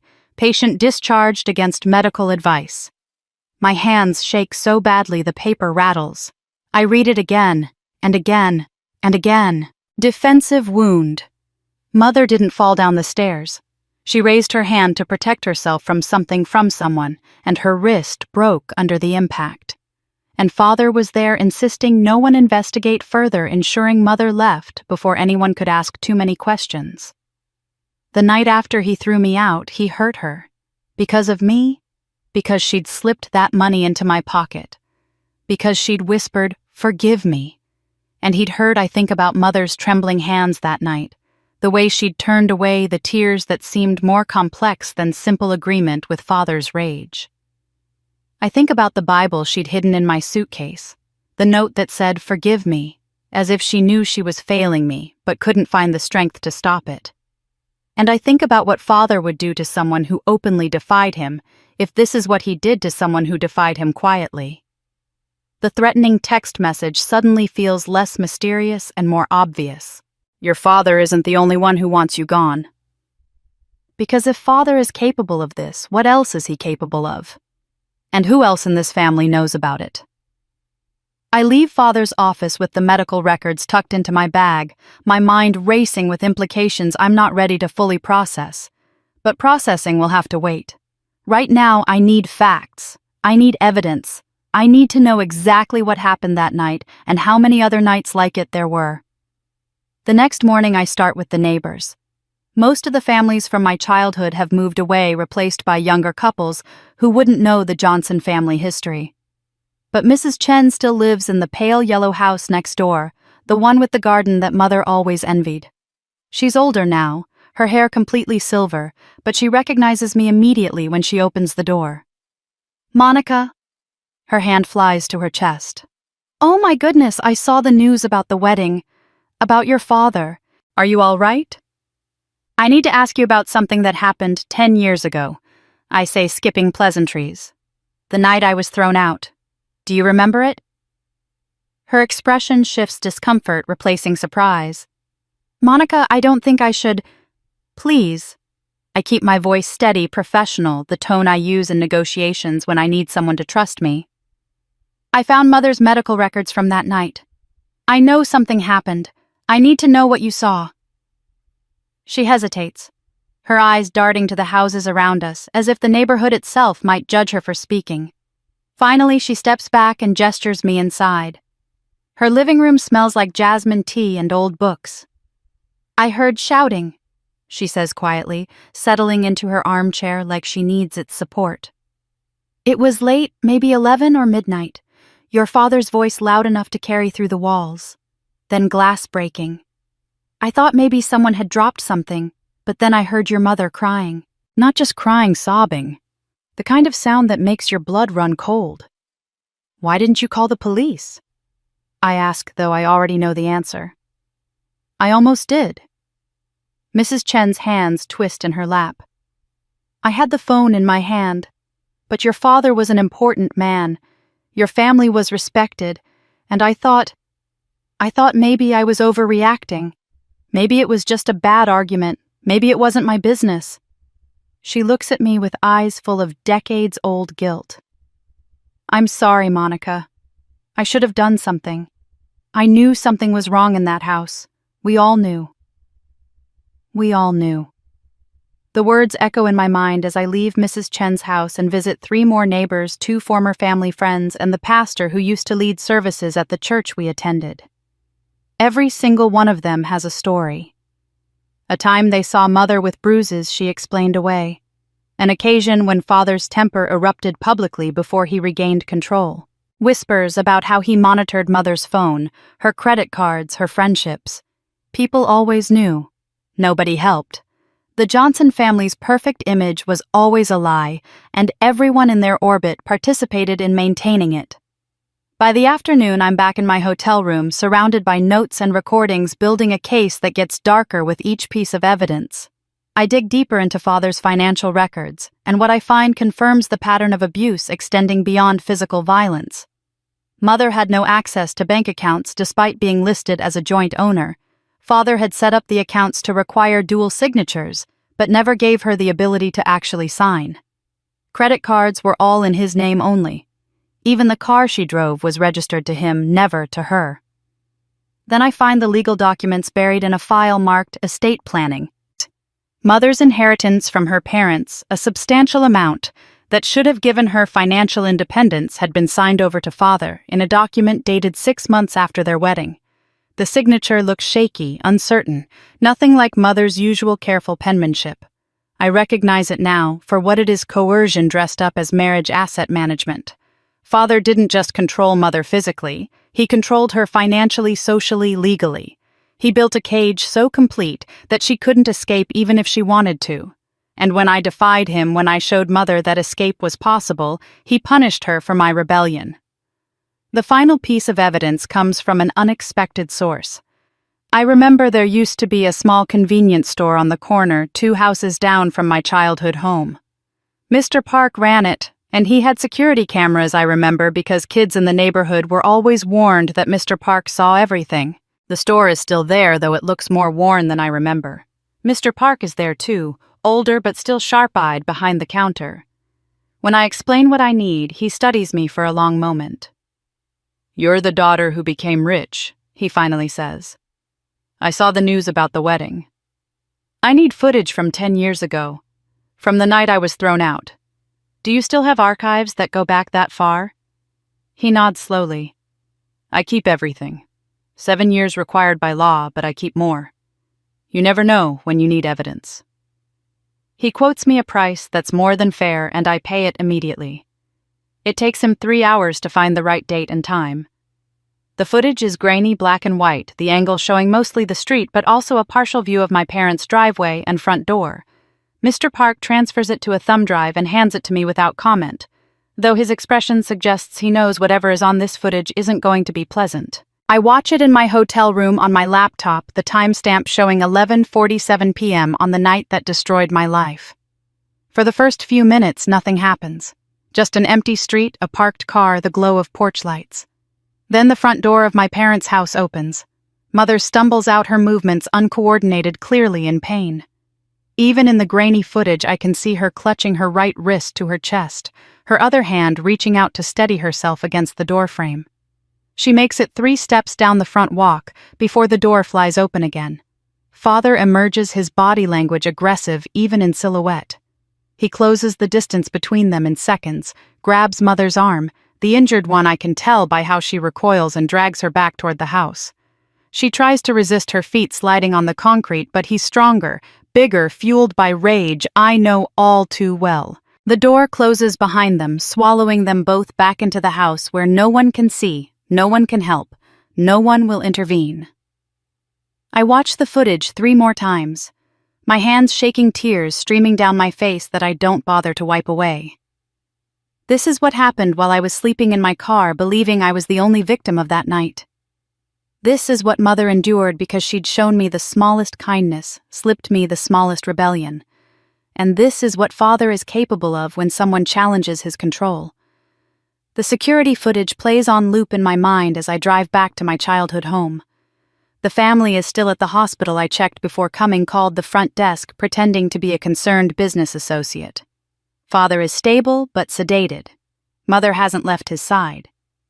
Jasmine is there too, playing the devoted daughter for the nurses and doctors who don't know any better. Which means the house is empty. Which means I have time. I'm looking for something specific now, though I'm not entirely sure what. More evidence, yes, but also understanding. I need to know the full scope of what happened that night, need to piece together the story that's been hidden for a decade.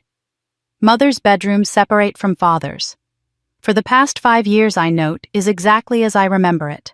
Pale blue walls, white furniture, everything meticulously organized because mess was never tolerated in the Johnson household. But there are small rebellions hidden here, things Father probably never noticed. A romance novel tucked behind the decorative pillows. A photo of me as a child, barely visible in a frame, turned slightly away from the door. And her jewelry box, ornate and old-fashioned, sitting on the dresser like it has nothing to hide. I open it expecting jewelry. Instead, I find a small digital recorder, the kind lawyers use for dictation, tucked beneath a tangle of fake pearls Mother never wore. My hands shake as I pull it out, press play, and hear my father's voice fill the room. "Sign it! Sign it now, or I'll kill both of you. She's poison to this family, Margaret. Poison. And you're poisoned by her if you keep defending her." The sound quality is muffled, like the recorder was hidden in a pocket or beneath something, but the words are unmistakable.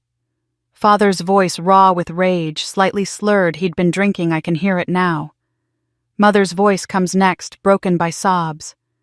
"Please, Robert. She's my daughter. She's my baby. You can't ask me to do this. I'm not asking." The sound of something hitting a wall, his fist maybe, or something he threw. Mother's sharp intake of breath. You'll sign these papers disowning her, or so help me God, I'll make sure neither of you lives to regret it. Do you understand me? Robert, please, do you understand me?" A long silence filled only with Mother's crying. Then her voice, so small and defeated it barely registers. "Yes." "Good, now sign. Right here, your signature." "My wrist, I can't." "Use your other hand. Sign it now, Margaret. Now." The sound of pen on paper. Mother's breathing ragged and painful. Then Father's voice again, calmer, now satisfied. "There, that's better. See how easy that was. You just needed to understand your priorities." The recording continues for another minute, footsteps, a door closing. Mother's quiet sobs gradually fading into silence. Then it cuts off. I play it again, and again. Each time the words hit harder, settled deeper into my understanding of what actually happened that night. I return to Father's office with the recorder clutched in my hand and pull out the original disownment document from his files.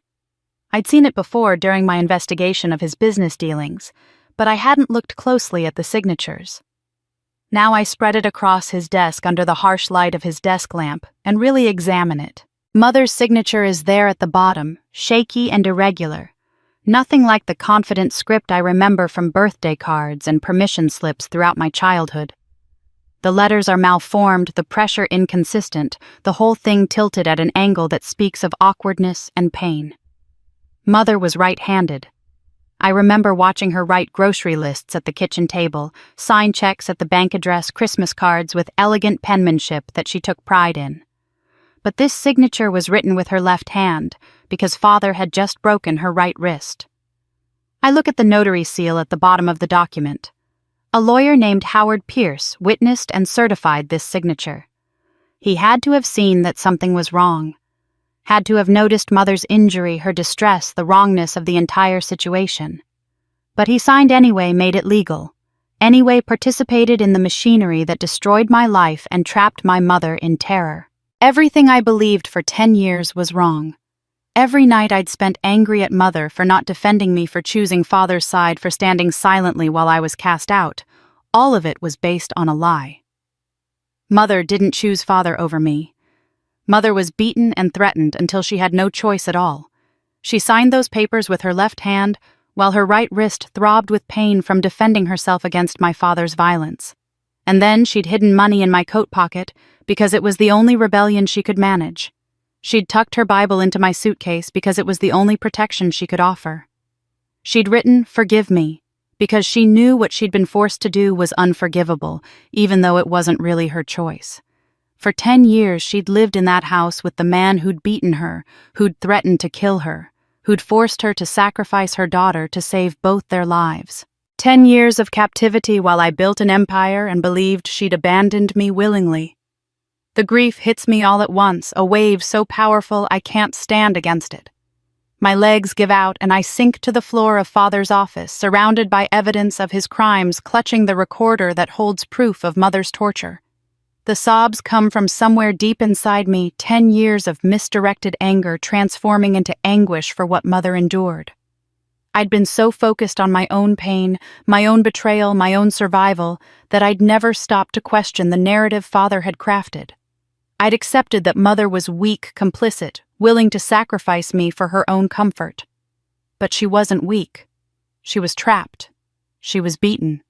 She was terrorized into doing something that must have destroyed her, even as it destroyed me. And I'd spent 10 years hating her for it. I cry until I have nothing left, until my throat is raw and my eyes are swollen, and the expensive hotel makeup I'd applied this morning is completely ruined.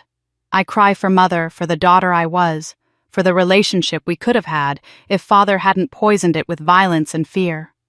I cry for all the years we lost, for all the times she must have wanted to reach out, but couldn't, for all the ways his control extended beyond that one terrible night. The house is silent around me, except for my sobs. No one here to witness my breakdown. No one to see the powerful CEO reduced to a broken daughter on her father's office floor. Just me and the ghosts of what happened here. The truth finally dragged into the light after a decade in the dark. When I can finally breathe again, when the tears have slowed to occasional hiccups, I whisper to the empty room, to the memory of the mother I misunderstood, to the woman who sacrificed everything to keep us both alive. "Mama, I'm so sorry. I should have saved you." I pick myself up from Father's office floor and begin walking through the house, really seeing it for the first time in a decade. The hardwood floors creak under my feet, with the same sounds I remember from childhood, when I would sneak downstairs late at night for water and try to avoid the spots that would wake my parents. The air smells stale, like windows that haven't been opened in too long, like a house that's forgotten how to breathe. My old bedroom is on the second floor, third door on the right. I stand in the doorway for a long moment before entering, half expecting to see my teenage self sprawled on the bed with homework scattered around her. The walls are still painted the purple I'd begged for when I was 15, though the color has faded to something sadder, less vibrant. My furniture is gone, sold or donated probably, but the curtains are the same, and there's still a water stain on the ceiling from when the bathroom above leaked during a storm. This room held so many dreams. I'd lie in that spot where my bed used to be and imagine my future plan, my escape from Atlanta, picture the woman I'd become. I never imagined it would happen the way it did. Never imagined I'd have to burn down my entire life to build a new one from the ashes. The kitchen feels smaller than I remember, though nothing has changed. The same white cabinets, the same granite countertops that Father had installed to impress guests, the same window over the sink where Mother would stand and stare out at the garden while washing dishes. I can almost see her there teaching me to bake on Saturday mornings when Father was at the office. Her hands guiding mine as we measured flour, her voice patient as she explained why we cream butter and sugar together, why we don't overmix the batter. She was so gentle then, so careful with me. I thought it was just her nature, but now I wonder if she was already learning how to be careful, how to avoid triggering the violence that was waiting beneath Father's surface.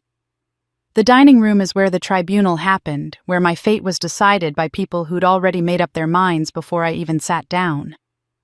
I stand in the doorway and can see it all again, Father at the head of the table, Mother behind him with her hands twisted together. Jasmine on the stairs, watching like it was entertainment instead of execution. The house feels haunted by ghosts of who we all used to be, or maybe who we pretended to be. A family that looked perfect in Christmas card photos, but was rotting from the inside out. I return to Mother's bedroom, drawn by a need to understand her better, to know the woman who suffered in silence while I was building empires and nursing grudges. Her dresser drawers are organized with the precision of someone who's learned that disorder invites criticism. I search through them carefully, respectfully, until I find what I'm looking for in the bottom drawer, hidden beneath winter sweaters that smell like mothballs and lavender. A diary, leather-bound and worn, the pages filled with Mother's careful handwriting. I sit on her bed and begin to read, my heart breaking with each entry. March 15th. Robert threw a plate at the wall tonight because dinner was cold. I didn't duck fast enough. The cut on my forehead will be hard to explain at church. July 3rd, I've been researching shelters, places we could go. But if I take the girls and run, he'll find us. He has resources connections. He's already threatened to make sure I never see them again if I embarrass him. I don't know what to do. October 22nd. Monica asked me today why I stay. She doesn't understand. She's so strong, so brave. I want to tell her the truth, but if she knows, she'll confront him. And if she confronts him, I'm afraid of what he'll do to her. December 8th. I stay because if I leave, he'll hurt whoever's left. If I take Monica but leave Jasmine, he'll punish her for my defiance. If I take both girls, he'll hunt us down. If I go alone, they'll have no protection from him at all. So I stay. I endure. I try to shield them from the worst of him, even though I know I'm failing. The entries go on for years, a chronicle of impossible choices and escalating fear. Mother wasn't complicit. She was strategic, calculating which sacrifices might save us from worse fates, trying to be a shield when she had nothing to shield us with except her own body. I close the diary and continue searching Mother's room with new purpose, looking for anything else she might have hidden, any other evidence of the woman beneath the victim. In her closet behind the evening gowns she wore to Father's business dinners, I find a loose floorboard. It takes me 3 tries to pry it up, and when I do, I discover a small metal box tucked into the space beneath. Inside the box is a treasure trove of things Mother saved despite Father's control, despite the danger of keeping anything he didn't approve of. Old photos of me as a baby, my hospital bracelet from when I was born, report cards from elementary school with gold stars, and teacher comments about what a bright, creative child I was.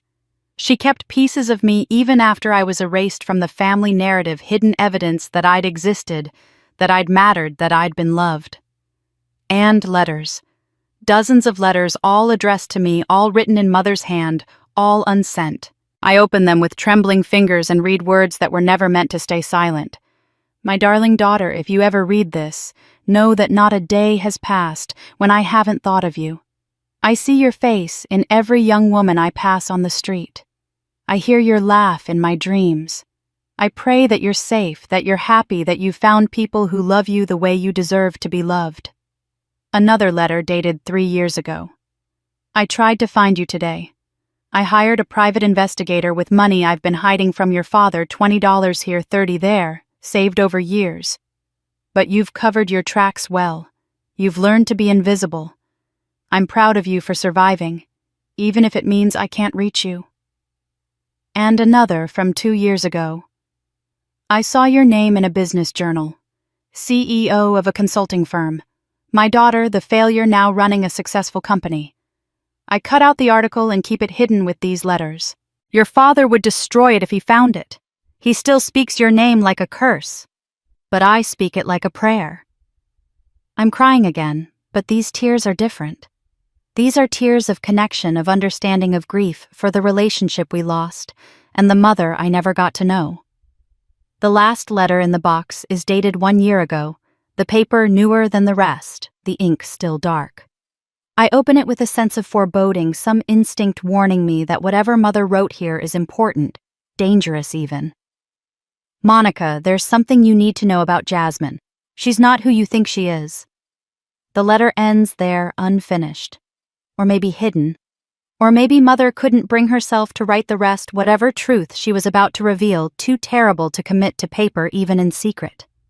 I stare at those words until they blur my mind, racing with questions I can't answer. What did Mother mean? What secret about Jasmine was important enough to document but dangerous enough to leave incomplete? And why do I suddenly feel like I'm standing on the edge of a revelation that will change everything I thought I knew about my family? I'm still holding Mother's unfinished letter when my phone buzzes with an email notification. The sender is Gen Test Labs, the forensic DNA testing company I'd hired 3 weeks ago as part of building my legal case against Father. I'd requested court-ordered verification of all family members' biological relationships, ostensibly to establish standing in the fraud case I was preparing. In reality, I'd been chasing a hunch that started at the wedding, when I really looked at Jasmine and saw a stranger. My hands shake as I open the attachment. The document is clinical professional, filled with percentages and genetic markers that spell out truths in the language of science. Monica Johnson and Robert Johnson. Probability of paternity, 99.9%. Biological father confirmed. I scroll down to the next section, my heart pounding so hard I can hear it in my ears. Jasmine Johnson and Robert Johnson. Probability of paternity, 0%. Biological father excluded. The words blur and refocus. I read them again, and again. 0%. Not his daughter. Not his biological child. Jasmine, the golden child. The favored one. The daughter who stayed and thrived while I was cast out. She shares no DNA with the man who calls himself her father. I grab Mother's letters again, spreading them across the bed, searching for fragments I might have missed on the first reading. Then I find it tucked in the middle of a letter dated 30 years ago, when Mother's handwriting was younger, less careful. I've made a terrible mistake. Robert was in one of his rages, worse than usual. He'd locked me in the house for 3 days, monitoring every call, every movement. When he finally left for a business trip, I ran. I went to Sarah's house. She was the only friend he hadn't scared away yet. Her husband, Thomas, was there. He was kind. He listened. He made me feel human again after months of being treated like property. One night turned into comfort I shouldn't have sought. One mistake turned into a pregnancy I couldn't explain. Another letter dated a few months later. Robert knows something is wrong. He counts days, watches me, asks questions I can't answer honestly. But I'm trapped. If I confess, he'll kill me. If I run, he'll find me. So I'll have this baby and pray she looks enough like me that he never asks too many questions. And another from years later when Jasmine was a toddler. He suspects. I see it in how he looks at her, how he measures her features against his own. But his pride won't let him admit that his wife betrayed him, that the daughter everyone admires might not be his. So he keeps us both a living reminder of his failure to control me completely. And I pay for that failure every day, in ways that would break me if I let myself feel it. The pieces snap together with horrifying clarity. Mother's affair happened 29 years ago during one of Father's violent episodes. She got pregnant with Jasmine. Father suspected, but could never prove it without admitting his wife had escaped his control long enough to betray him. So he kept them both, kept Mother trapped through fear, and kept Jasmine as a trophy that reminded him daily of his humiliation. And suddenly, everything makes sense.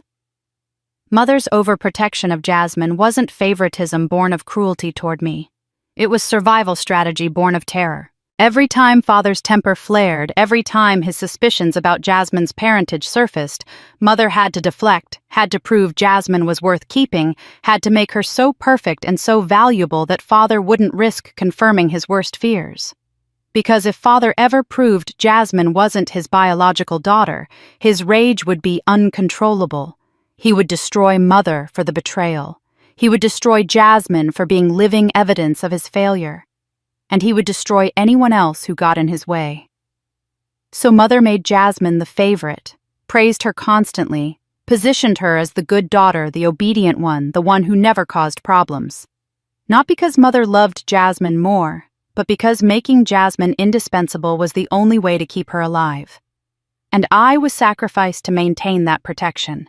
Every time Mother chose Jasmine over me, every time she stayed silent when Father criticized me, every time she let me take the blame for things I didn't do, it was all strategy. Keep Jasmine perfect and valuable. Keep Monica as the acceptable target for Father's rage. Keep everyone alive by giving him someone to focus his cruelty on, who wasn't the daughter whose existence challenged his masculinity. I was the shield. I just never knew it. The guilt Mother must have carried sacrificing one daughter to protect another. The impossible mathematics of maternal love under tyranny. How do you choose which child to save when saving both isn't an option? How do you live with yourself when the price of one daughter's safety is another daughter's suffering? I think about Jasmine at the wedding, her rage when I gave my toast, her insistence that she was the loved one, and I was the failure. Does she know? Has she always known that her favored status came at a cost, that her very existence was the fault line threatening to destroy the family? Or has she lived her whole life believing the lie Father and Mother constructed to keep her safe? I'm still processing this revelation, still trying to reconcile everything I thought I knew with this new truth, when my phone rings. The screen shows a number I recognize but haven't seen in 10 years. Jasmine. My thumb hovers over the decline button. Part of me isn't ready for this conversation, isn't ready to face my sister with this knowledge heavy between us. But another part knows that this moment was inevitable from the second I walked into that wedding reception. I answer. Monica. Jasmine's voice is different than it was at the wedding. No rage, no performance. Just something raw and uncertain. We need to talk. I just got a copy of the DNA results, too. Silence stretches between us, filled with everything we've never said, everything we've never been allowed to say, everything that's been buried under decades of family lies. "He's not my father." Her voice cracks on the words. "The man who raised me, who I thought was my father, the DNA test says we're not related at all. But you and I, Monica, we share a mother. We're half-sisters." "I know," I say quietly. "I just found out." "Did you know before? Is that why you came to the wedding? To expose me, to ruin everything?" The questions come fast, desperate, like she's trying to make sense of a world that's just tilted sideways. "No, I swear I didn't know. I was investigating father for fraud, and the DNA test was just part of building the case. I found out the same time you did." Another silence.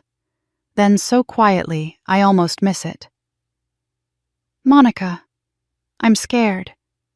If father finds out that I know if he realizes the secret is out." Her voice breaks completely. "I don't know what he'll do." "Meet me at Piedmont Park," I tell her. "The Rose Garden, 1 hour. Neutral ground, public enough to feel safe, private enough to fall apart if we need to."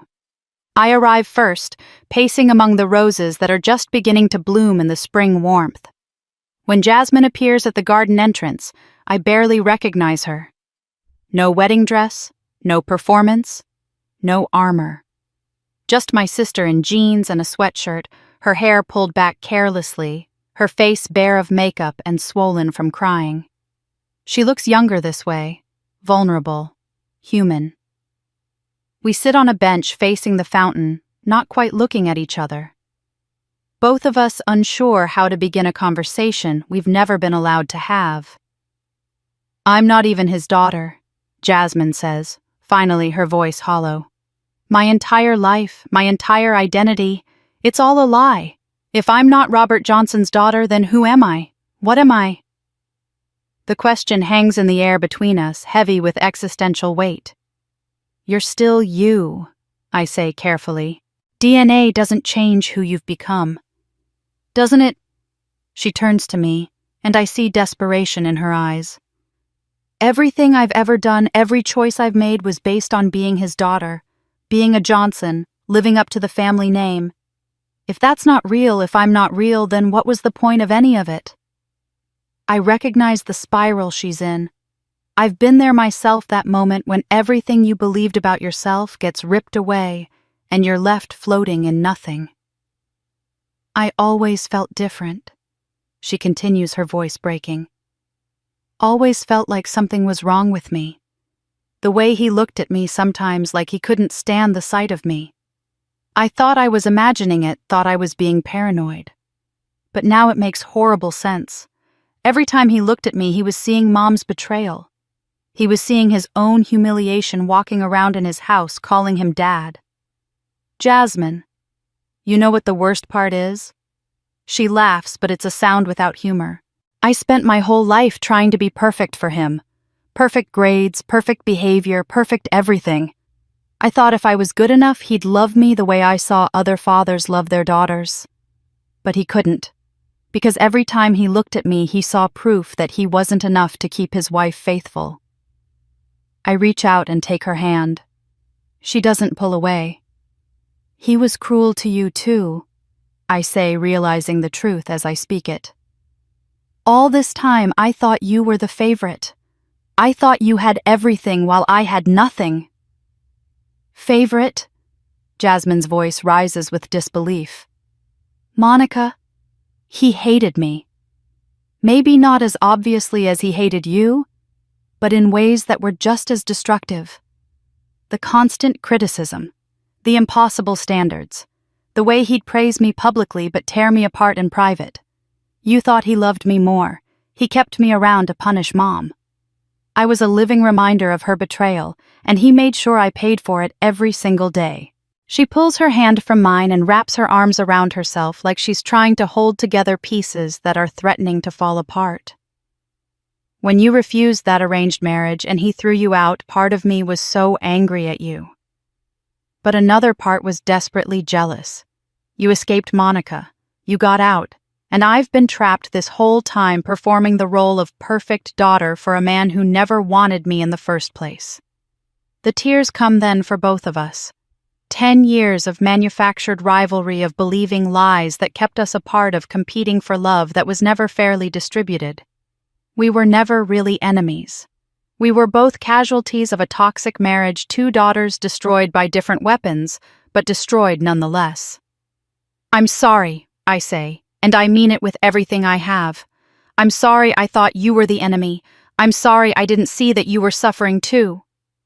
I'm sorry I didn't defend you that night, Jasmine whispers. I watched him throw you out, and I said nothing. I told myself it wasn't my problem, that you'd brought it on yourself.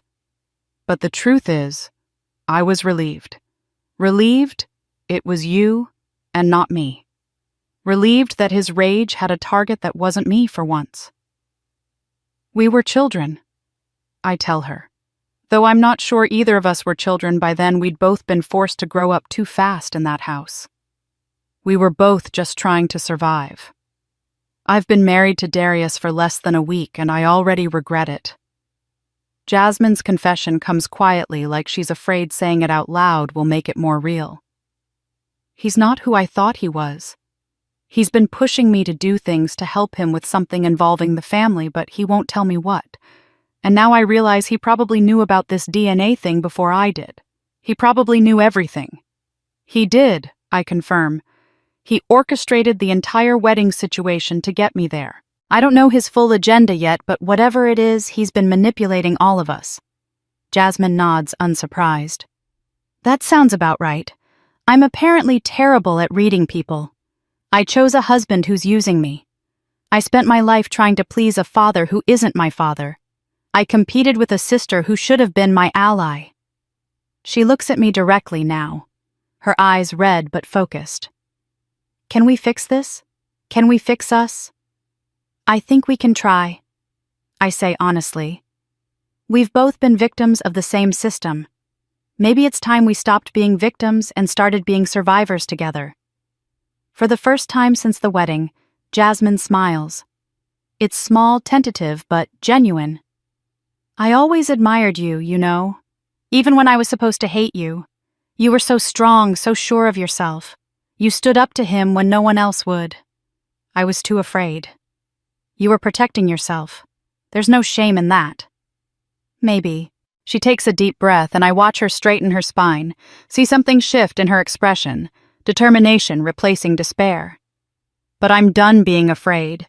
I'm done protecting him, done maintaining his lies, done playing the role he forced me into. If I'm not his daughter anyway, I've got nothing left to lose. She takes my hand again, this time with purpose, with strength.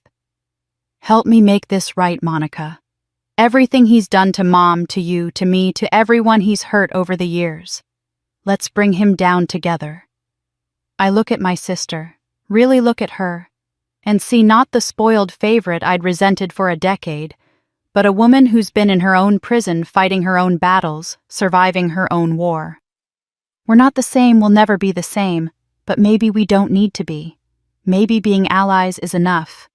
Together, I agree, squeezing her hand. Let's end this. After leaving Jasmine at the park with promises to meet again tomorrow to plan our next steps, I drive directly to Evelyn's house. She needs to know everything, the DNA results. Father's abuse, the alliance Jasmine and I have formed. But more than that, I need her counsel. Evelyn has been my anchor through every storm for the past decade, and I need her wisdom now, more than ever. She opens the door before I can knock, her face creased with concern. I saw the videos from the wedding. The whole internet saw them. Are you all right? Not even close. I admit, stepping into the familiar warmth of her home. But I'm figuring it out. Can we talk? We settle in her living room with tea, neither of us drinks, and I tell her everything. The medical records, the security footage. Mother's letters, the DNA results, revealing Jasmine's true parentage. Evelyn listens with the focused attention she's always given me, asking clarifying questions, making connections I haven't seen yet. Show me photos from the wedding, she says when I finish. I want to see this Darius character who's manipulating my girl. I pull up the album on my phone, photos I'd taken surreptitiously during the reception, documenting the event more from investigative instinct than sentimentality. I scroll through images of the ballroom, the guests, the family members frozen in various states of shock and horror. Then I reach the photos of Darius, him at the head table, him talking to guests, him watching me give my toast with that satisfied expression I couldn't decode at the time. Evelyn goes completely still. Her teacup freezes halfway to her mouth, then lowers with a trembling hand that nearly spills the contents. Evelyn? I lean forward, alarmed by the sudden pallor of her face. What's wrong? That ring. Her voice comes out strangled, barely above a whisper. Zoom in on his right hand. The silver ring. I enlarge the image, focusing on Darius's hand where it rests on the table. The unusual silver ring catches the light, its intricate Celtic-looking pattern clearly visible. Evelyn makes a sound somewhere between a gasp and a sob. That's my father's ring. It's been in my family for 3 generations. I gave it to my son when he was 5 years old, right before. She can't finish the sentence. The room tilts. I stare at the photo, then at Evelyn, then back at the photo, my mind trying and failing to process what she's suggesting. Your son, I say slowly. The one you lost in the custody battle. The one you searched for. His name was Marcus. Evelyn's hands shake so badly she has to set down her teacup. Marcus Evelyn Carter, named after my father. He was 5 when his father took him and disappeared. Stephen said I was an unfit mother because I worked too much because I put my career before family. The judge believed him, gave him full custody, and then he just vanished. Changed Marcus's name, moved out of state, blocked every attempt I made to contact them. She stands abruptly, moves to a bookshelf, and pulls down a photo album I've never seen before. Her hands fumble with the pages until she finds what she's looking for. A photograph of a small boy with dark eyes and a serious expression wearing an oversized silver ring on his tiny finger. This was the last photo I took of him before I lost him. Look at his face, Monica. Really look. I compare the childhood photo to the images on my phone. The bone structure is different with age, but the eyes are the same, that intense, calculating gaze. The shape of his jaw, the way he holds himself. Darius is your son. I breathe the pieces clicking together with sickening clarity. He found me. Evelyn sinks back into her chair, tears streaming down her face. After all these years, after I'd given up hope, he found me. But instead of coming to me, instead of reuniting, he... Her voice breaks completely. He infiltrated your life. Married your sister. Why would he do that? The answer crystallizes in my mind with terrible logic. He found out about me, about us, about how you mentored me, invested in me, helped me build my empire. And he felt replaced. Evelyn's expression crumbles. Oh God. He thinks I gave up on him and found a replacement daughter. He thinks I abandoned him for you. You searched for him for 15 years, I say urgently. You told me. You spent your fortune trying to find him. But he doesn't know that. How would he? Stephen probably told him I didn't want him, that I chose my career over him, that I never looked back. She covers her face with her hands. My baby boy grew up believing I abandoned him. And when he finally found me, he discovered I'd taken in another young woman, mentored her, given her everything I couldn't give him. The cruelty of Darius's plan becomes clear.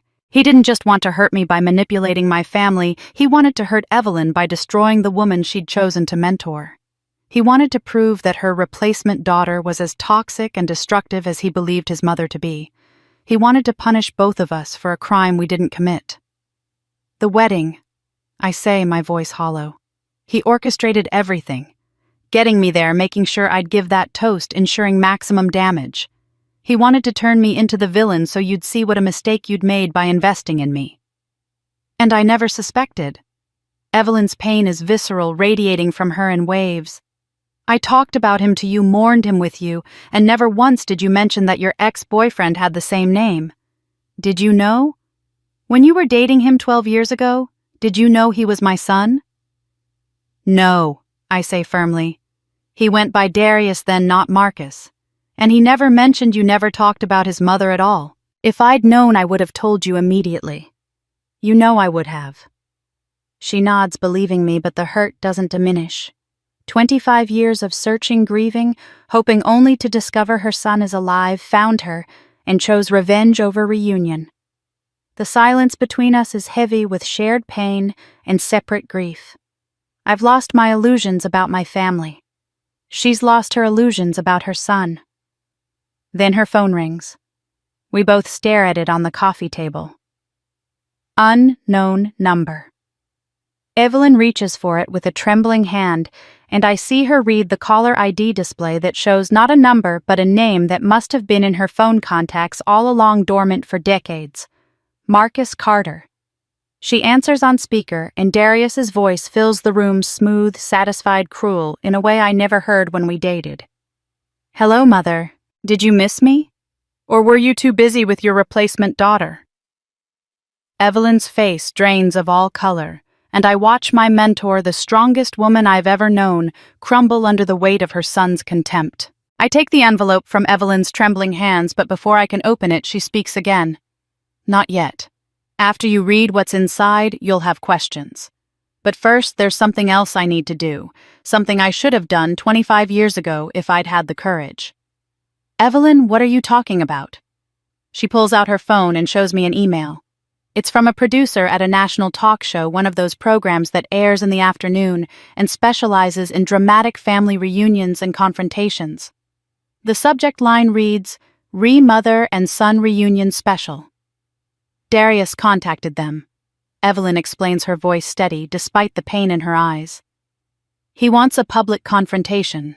He's demanding I appear on live television to face him, to answer for what he believes I did. The producer reached out to me, said they'd frame it as a heartwarming reunion story, but I know better. Darius wants to destroy me in front of millions of people. Then don't do it, I say immediately. You don't owe him a public spectacle. Your health can't handle this kind of stress. That's exactly what I told her, Jasmine adds from beside me, having climbed into the car as well. This is manipulation, pure and simple. But Evelyn shakes her head, that familiar determination settling into her features. I've spent 25 years wondering what I'd say to my son if I ever found him. Now I have that chance, and I'm not going to waste it hiding. He deserves to hear the truth, even if he doesn't believe it. And maybe, just maybe, if I can reach him in front of all those witnesses, he'll finally understand that I never abandoned him. Or he'll eviscerate you on national television, I counter. Then at least I'll have tried. She squeezes my hand. Monica, you taught me something over these past 10 years. You taught me that running from pain doesn't make it go away. You faced your family, faced your father, faced everything that destroyed you. You didn't hide. You stood up and demanded to be seen. Now I need to do the same with my son. I want to argue, want to protect her the way she's protected me, but I recognize that look in her eyes. It's the same one I had standing in that ballroom at Jasmine's wedding, the look of someone who's done running. 3 days later, I'm sitting in the studio audience of Reunited Hearts, a talk show I've never watched but that apparently has millions of loyal viewers. The stage is set up like a living room, warm and intimate, designed to make guests feel comfortable sharing their deepest pain for entertainment. Jasmine sits beside me, both of us surrounded by bodyguards who scan the crowd constantly for threats. The host, a woman named Patricia Chen with an overly sympathetic smile, introduces the segment with dramatic flair. Today we have a story 25 years in the making. A mother who lost her son in a bitter custody battle, a son who grew up believing his mother abandoned him. After decades apart, they're finally ready to face each other and seek healing. Please welcome Evelyn Carter.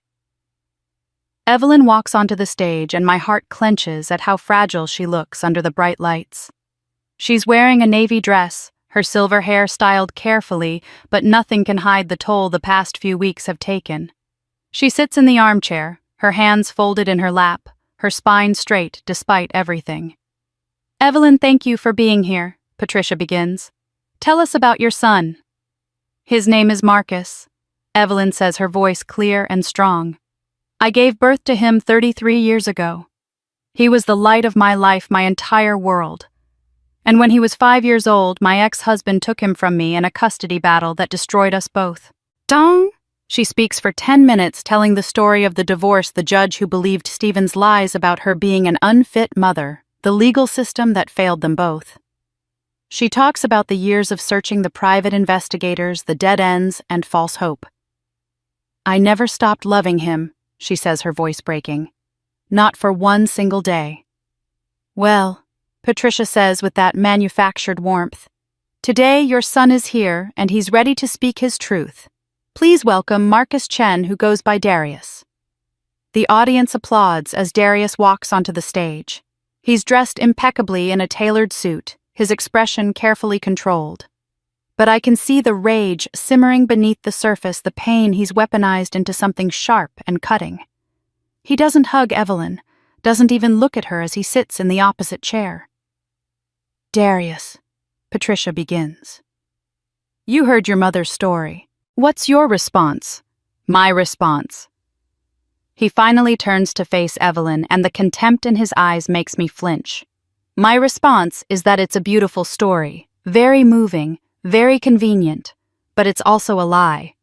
Marcus, Evelyn starts, but he cuts her off. Don't call me that. That's not my name anymore. You don't get to use the name you gave me after you abandoned me. I didn't abandon you, Evelyn says, her voice steady but her hands trembling in her lap. Your father took you. He violated custody agreements, he moved across state lines. He changed your name and disappeared. I searched for you for 15 years. You gave up. Darius's voice rises. You stopped looking. You moved on with your life. You built your empire, made your millions, and forgot you ever had a son. I never forgot, Evelyn says, tears streaming down her face now. I had to stop searching because I'd spent everything I had trying to find you. I was broken, and my investigators told me you were either dead or so deeply hidden I'd never find you. But I never stopped loving you. I never stopped hoping. She pulls out a folder from beside her chair, hands shaking as she opens it. I brought proof. Investigator reports spanning 15 years. Receipts totaling over $2 million spent searching for you. Letters I wrote every birthday, every Christmas, every milestone I missed. Letters I could never send because I didn't know where you were. She holds up pages filled with her handwriting, dozens of them addressed to my beloved Marcus, in ink that's faded with age. Darius stares at the letters, something flickering across his face. Doubt, maybe, or unwanted recognition of truth. But then his expression hardens again. You gave up, he shouts, standing abruptly. The audience gasps. And then you found her. He points directly at me in the audience, his finger shaking with rage. You found Monica Johnson and you gave her everything that should have been mine. The mentorship, the investment, the love. You replaced me. She didn't replace you. I find myself saying, standing despite the bodyguards trying to pull me back down. She grieved you. She mourned you every single day. And she helped me because she couldn't help you because you were lost to her. Convenient justification, Darius spits. My mother couldn't find her real son, so she adopted a substitute. A poor, pathetic girl who reminded her of everything she failed at. That's you, Monica. You're not her protege. You're her consolation prize. That's enough, Evelyn says, her voice cutting through his rage with surprising strength. You want to hurt me, fine. Blame me, hate me, punish me for every year you suffered. But don't you dare speak to her like that. Monica didn't ask to be caught in the middle of our tragedy. She was a young woman who needed help, and I helped her because that's what mothers do. That's what I would have done for you if I'd been given the chance. But you weren't given the chance, were you? Darius's smile is cruel. Because you weren't good enough. You weren't mother enough. The judge saw through you, and Dad saved me from you. Your father lied. Evelyn's composure finally cracks. He told the judge I was neglectful, that I cared more about my career than my son. But the truth is, he couldn't stand that I was more successful than him. He took you to punish me and he poisoned you against me to make sure I could never have you back even if I found you." The studio is completely silent. Even Patricia has stopped her manufactured reactions, caught up in the raw pain unfolding in front of her cameras. "I don't believe you," Darius says, but his voice wavers. "I can't believe you. Because if I believe you, then everything Dad told me was a lie. My entire childhood was a lie. And I won't." He stops, his face twisting with emotion too complex to name. Then he turns and storms toward the stage exit. "Marcus, please," Evelyn calls after him, half rising from her chair. "Don't leave like this. Let me show you the documents. Let me prove." But he's already at the edge of the stage, and he turns back one final time, his face a mask of rage and pain, and something that looks almost like grief. "You haven't seen the last of me," he shouts, his voice carrying across the studio. "None of you have. This isn't over. I'll make sure you all pay for what you've done." Then he's gone, disappeared behind the curtains, leaving Evelyn collapsed in her chair and an audience stunned into silence. The cameras keep rolling. The television segment ends with Patricia Chen trying to salvage some semblance of closure from the wreckage, but there is none. Evelyn is devastated, the audience is uncomfortable, and Darius's parting threat hangs in the air like smoke. I rush backstage to find Evelyn being attended to by paramedics. Her blood pressure dangerously elevated, her breathing shallow. "I'm taking you back to the hospital," I tell her, and for once she doesn't argue. The next 2 days blur together in a haze of hospital visits, lawyer meetings, and preparation for Father's upcoming trial.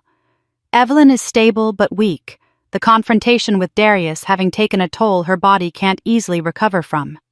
Jasmine has become my constant companion, the two of us working in tandem to build the case that will finally bring Father to justice. It's late afternoon on the third day when Jasmine tells me she's going back to the house one more time. "I need to grab some of Mother's documents," she explains. "Medical records, financial statements, anything that might help establish the pattern of abuse. Father's still in custody and Mother's staying at Aunt Patricia's. The house is empty. It's the perfect time." "Take one of the bodyguards with you," I insist, but she shakes her head. "I'll be fine. It's broad daylight and I'll be in and out in 30 minutes. Besides, we need the security here with you. You're the one Father wants dead.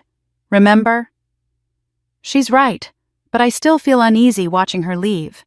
Something about the way she moves suggests urgency beyond simple document retrieval. But before I can question her further, my lawyer calls with updates about trial scheduling, and the moment passes. 3 hours later, my phone rings. Jasmine's name flashes on the screen, and when I answer, her voice is shaking so badly I can barely understand her. "Monica, you need to come here. Now. Don't tell anyone where you're going. Just come." "Jasmine, what's wrong? What happened?" "I found something bad. I can't explain over the phone. You just need to see this. Monica, please, come to the house right now." The line goes dead before I can respond. I stare at my phone, every instinct screaming that this could be a trap, that Darius could have gotten to her, that this could be exactly the kind of isolated situation that makes me vulnerable. But the terror in her voice was real, and she's my sister. If she's in danger, I can't abandon her. I tell my bodyguards I'm going for a walk around the hotel block. They're not happy about it, but I insist, and the moment I'm out of their sight, I slip into a rideshare and give the driver my childhood address. The house looks exactly as it did the last time I was here, though somehow more ominous in the fading afternoon light. Jasmine's car is in the driveway, the front door slightly ajar. I push it open cautiously, calling her name. "Upstairs, Father's office." I climb the stairs with my heart pounding, my phone clutched in my hand, ready to call 911 at the first sign of danger. But when I reach the office, I find only Jasmine surrounded by papers spread across every available surface, her face pale and tear-streaked. "I was looking for Mother's medical records," she says without preamble. "I was going through Father's filing cabinets, checking behind folders, looking for anything he might have hidden, and I found this." She holds up a leather-bound journal, expensive and nondescript. It was inside a hollowed-out law book on the shelf, like something out of a spy movie. But Monica, what's inside? She opens it to a marked page, and I read Father's handwriting, neat and controlled despite the violence of his words. April 3rd, Monica has taken control of my company. Everything I built stolen by the daughter I discarded. The humiliation is unbearable. Margaret is useless, crying and wringing her hands, but offering no solutions. Jasmine is married to that Chen boy who seems to know far too much about our family. I'm surrounded by failures and traitors. Monica must be eliminated. She'll destroy everything if she's allowed to continue. My hands shake as I flip through more pages, each entry more disturbing than the last. Plans forming. Options considered. The methodical progression of a man deciding to murder his own daughter. "There's more," Jasmine says, pointing to the desk. "I found these in a locked drawer. The key was hidden in that ceramic pen holder." She spreads out printed emails, the headers showing encrypted accounts and anonymous routing. The language is coded, but clear enough discussions of the target, timelines, payment schedules. One email stands out, dated 6 weeks ago. Target Monica Johnson. Method must appear accidental. Vehicle collision preferred. Timing. After civil trial concludes and media attention dies down. When subject believes she is safe and lowers her guard. Payment, $50,000. Upfront, $50,000 upon completion. The response from someone identified as J. Martinez is brief and professional. Understood. Will begin surveillance of target's patterns and routines. Estimate 2 to 3 weeks for optimal opportunity once timeline begins. I feel like I'm going to be sick. This isn't abstract hatred or empty threats. This is a concrete plan to murder me, laid out with the same attention to detail Father once applied to business deals. There's a ledger too. Jasmine continues, her voice barely above a whisper. Bank records showing a wire transfer of $50,000 to an offshore account. The date matches the email about upfront payment. She shows me the bank statement, and there it is in black and white, my father paying someone to kill me, documented as casually as any other business expense. And this, Jasmine reaches under the desk, her fingers finding something taped to the underside of the drawer. She pulls out a micro SD card in a small plastic case. I almost missed it. I only found it because I was checking everywhere looking for anything he might have hidden. She inserts the card into her laptop, and after a moment of loading, an audio file appears. She clicks play, and Father's voice fills the office, clear and unmistakable, despite the slightly tinny quality of a phone call on speaker. I want her dead, Martinez. I don't care how you do it, just make it clean. No traces back to me. My daughter has taken everything from me, my company, my reputation, my control over my own life. That bitch has destroyed me, and she'll pay with her life. A second voice responds, accented and calm. I understand, Mr. Johnson. The price we discussed covers all contingencies. Once you transfer the second payment, I'll proceed with the plan. You'll have your problem solved within the month. Good. Make sure she suffers, Martinez. I want her last moments to be filled with the knowledge that she never should have come back. That she never should have challenged me. That failures like her don't get to win. Make her understand that before you finish it. As you wish. The recording ends. The silence in the office is absolute. I realize I've stopped breathing and force myself to inhale. My father, the man who gave me life, who I once loved, despite everything, has paid someone to murder me. Not in the heat of rage, not as an empty threat, but as a calculated business decision. And he wanted me to suffer. Wanted my last thoughts to be of his victory. Monica, say something. Jasmine's voice breaks through my shock. Please tell me what we do now. I look at the evidence spread across Father's desk, the journal, the emails, the bank records, the recording. Everything we need to prove attempted murder, conspiracy, solicitation of a crime. Everything we need to ensure Father never walks free again.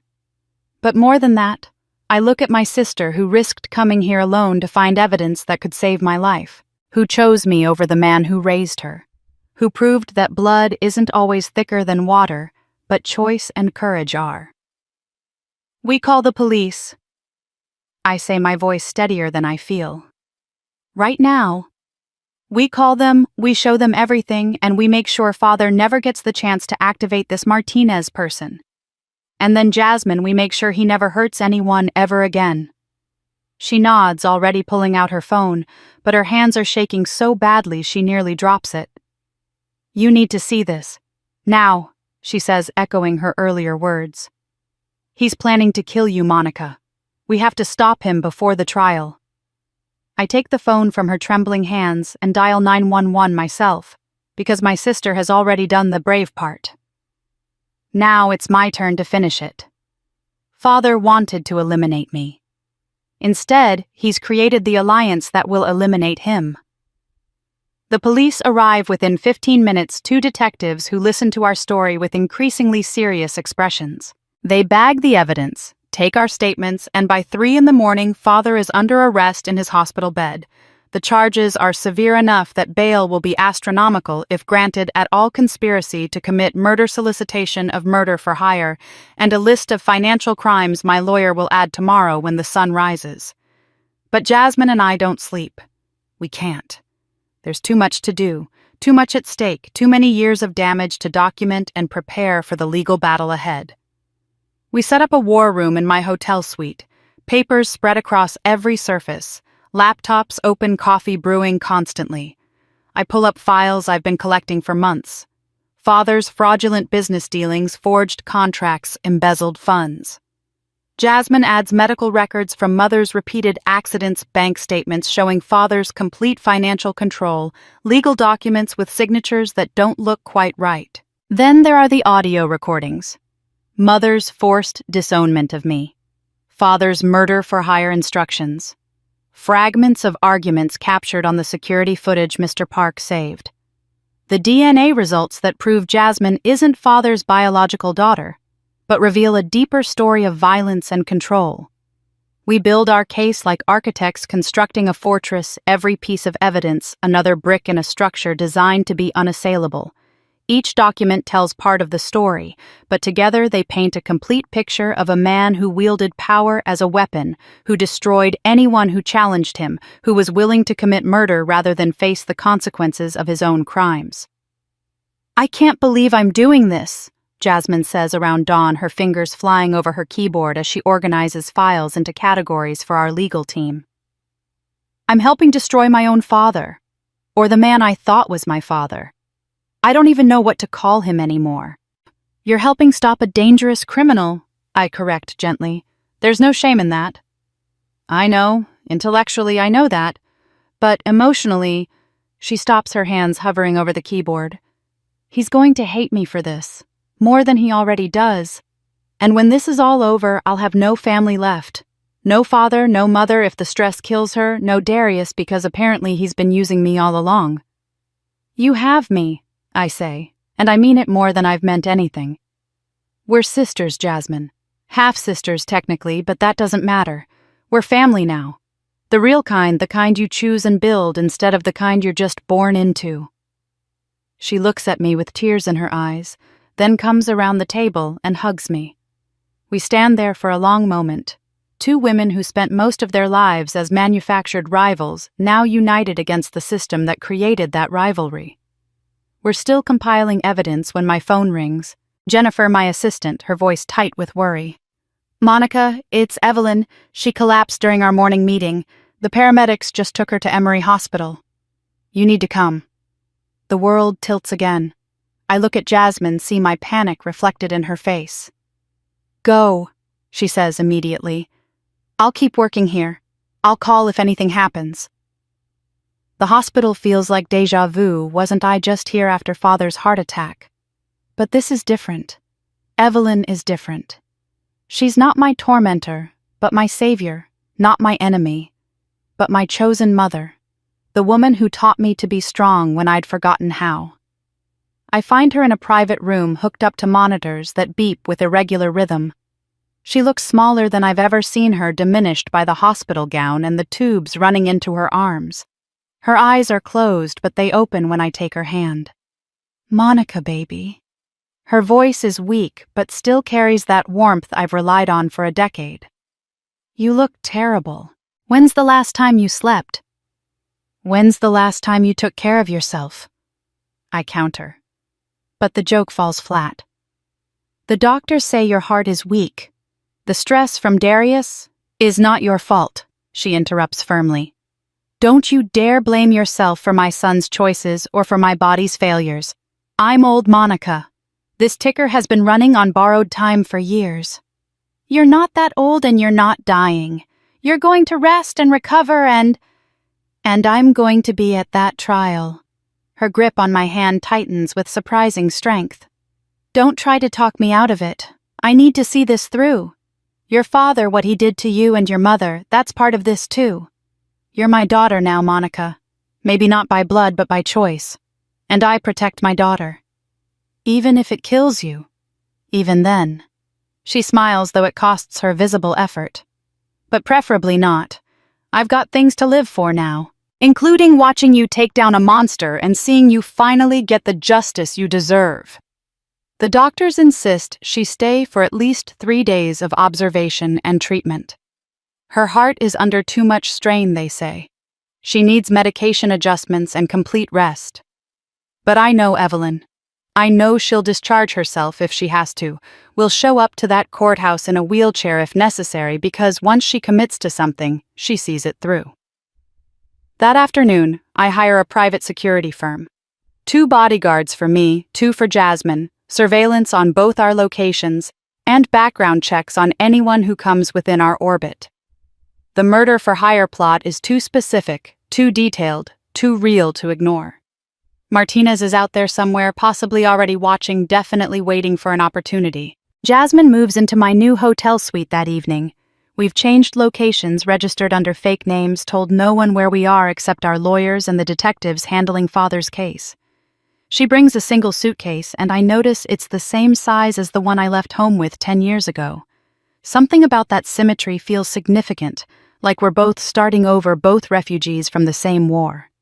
This is surreal, she says, looking around the 2-bedroom suite with its anonymous corporate furnishings and bulletproof windows I specifically requested.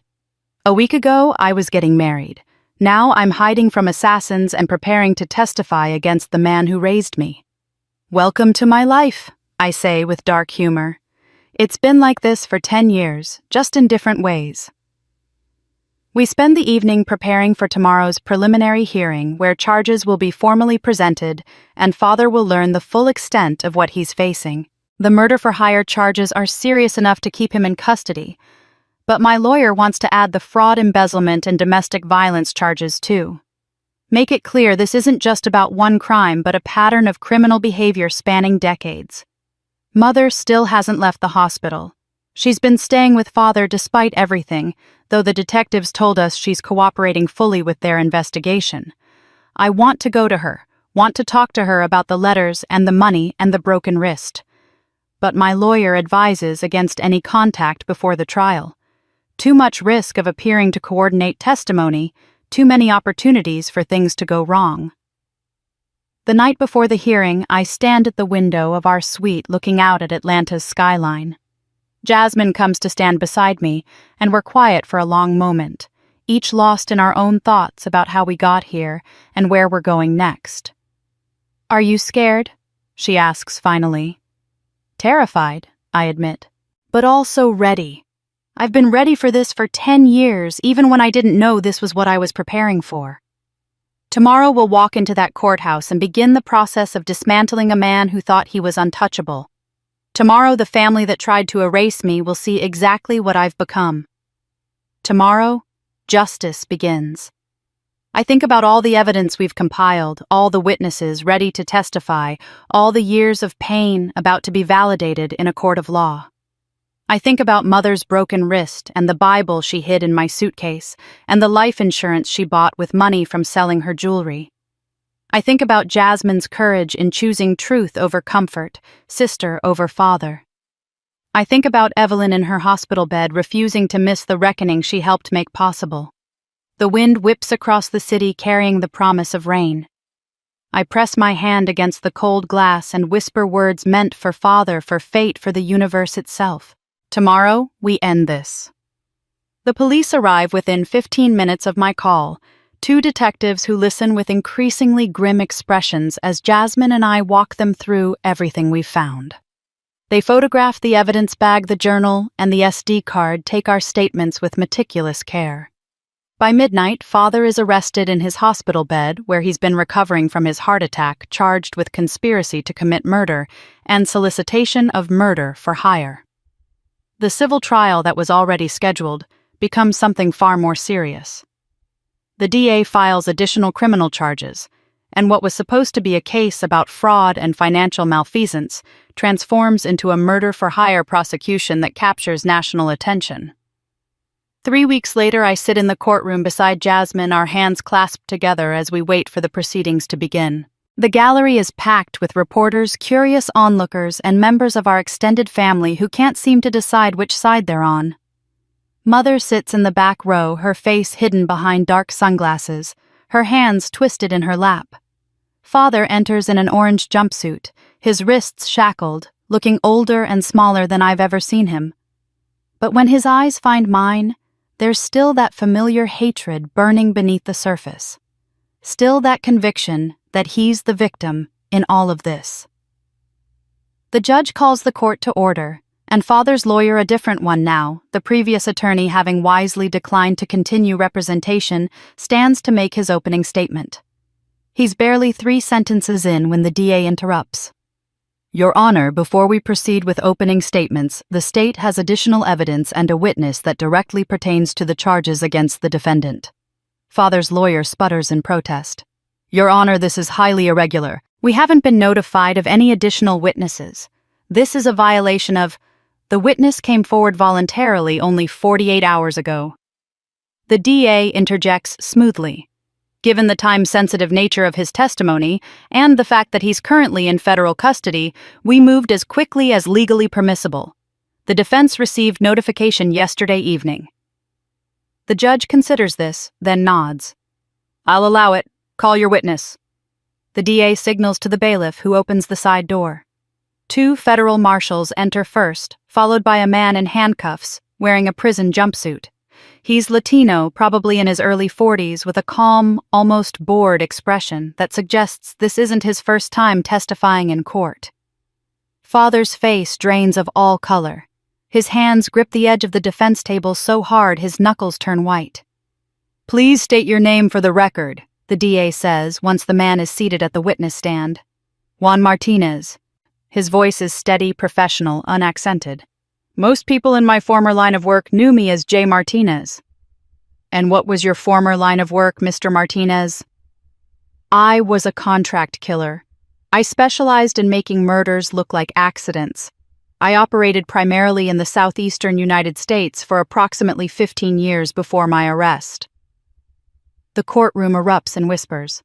The judge's gavel comes down hard, demanding silence. Mr. Martinez, you're currently in federal custody on weapons charges, is that correct? Yes. I was arrested 3 weeks ago during an unrelated investigation. The federal prosecutor offered me a deal immunity from the murder-for-hire charges in exchange for my full cooperation in this case. And are you here today as part of that cooperation agreement? I am. The DA approaches the witness stand holding a folder. Mr. Martinez. Do you recognize the defendant, Robert Johnson? Martinez turns to look directly at Father, his expression unchanging. Yes, that's the man who hired me to kill his daughter. The courtroom explodes again.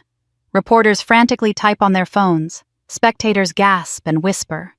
The judge's gavel pounds repeatedly until order is restored. Please describe the nature of your arrangement with Mr. Johnson. The DA continues. He contacted me approximately 2 months ago through an encrypted messaging service I use for clients.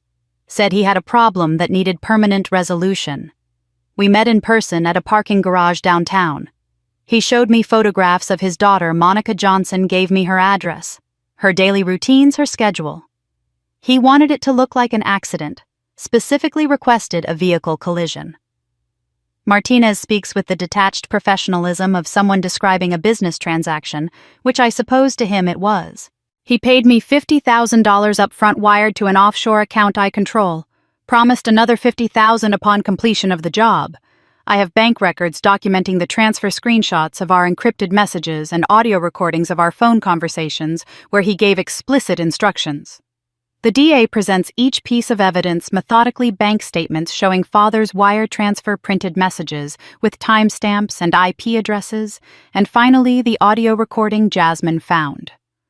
Father's voice fills the courtroom, damning and undeniable. I want her dead, Martinez. I don't care how you do it, just make it clean. No traces back to me. My daughter has taken everything from me. My company, my reputation, my control over my own life. That bitch has destroyed me, and she'll pay with her life. As the recording plays, I watch father's face transform from pale shock to crimson rage. His breathing becomes rapid and shallow. His lawyer puts a restraining hand on his arm, whispering urgently, but father isn't listening anymore. The recording continues, father's voice growing more venomous. Make sure she suffers, Martinez. I want her last moments to be filled with the knowledge that she never should have come back, that she never should have challenged me, that failures like her don't get to win. Something in father snaps. He explodes from his seat, his shackled hands slamming down on the table with enough force to make everyone jump. She deserves it, he screams, spittle flying from his mouth.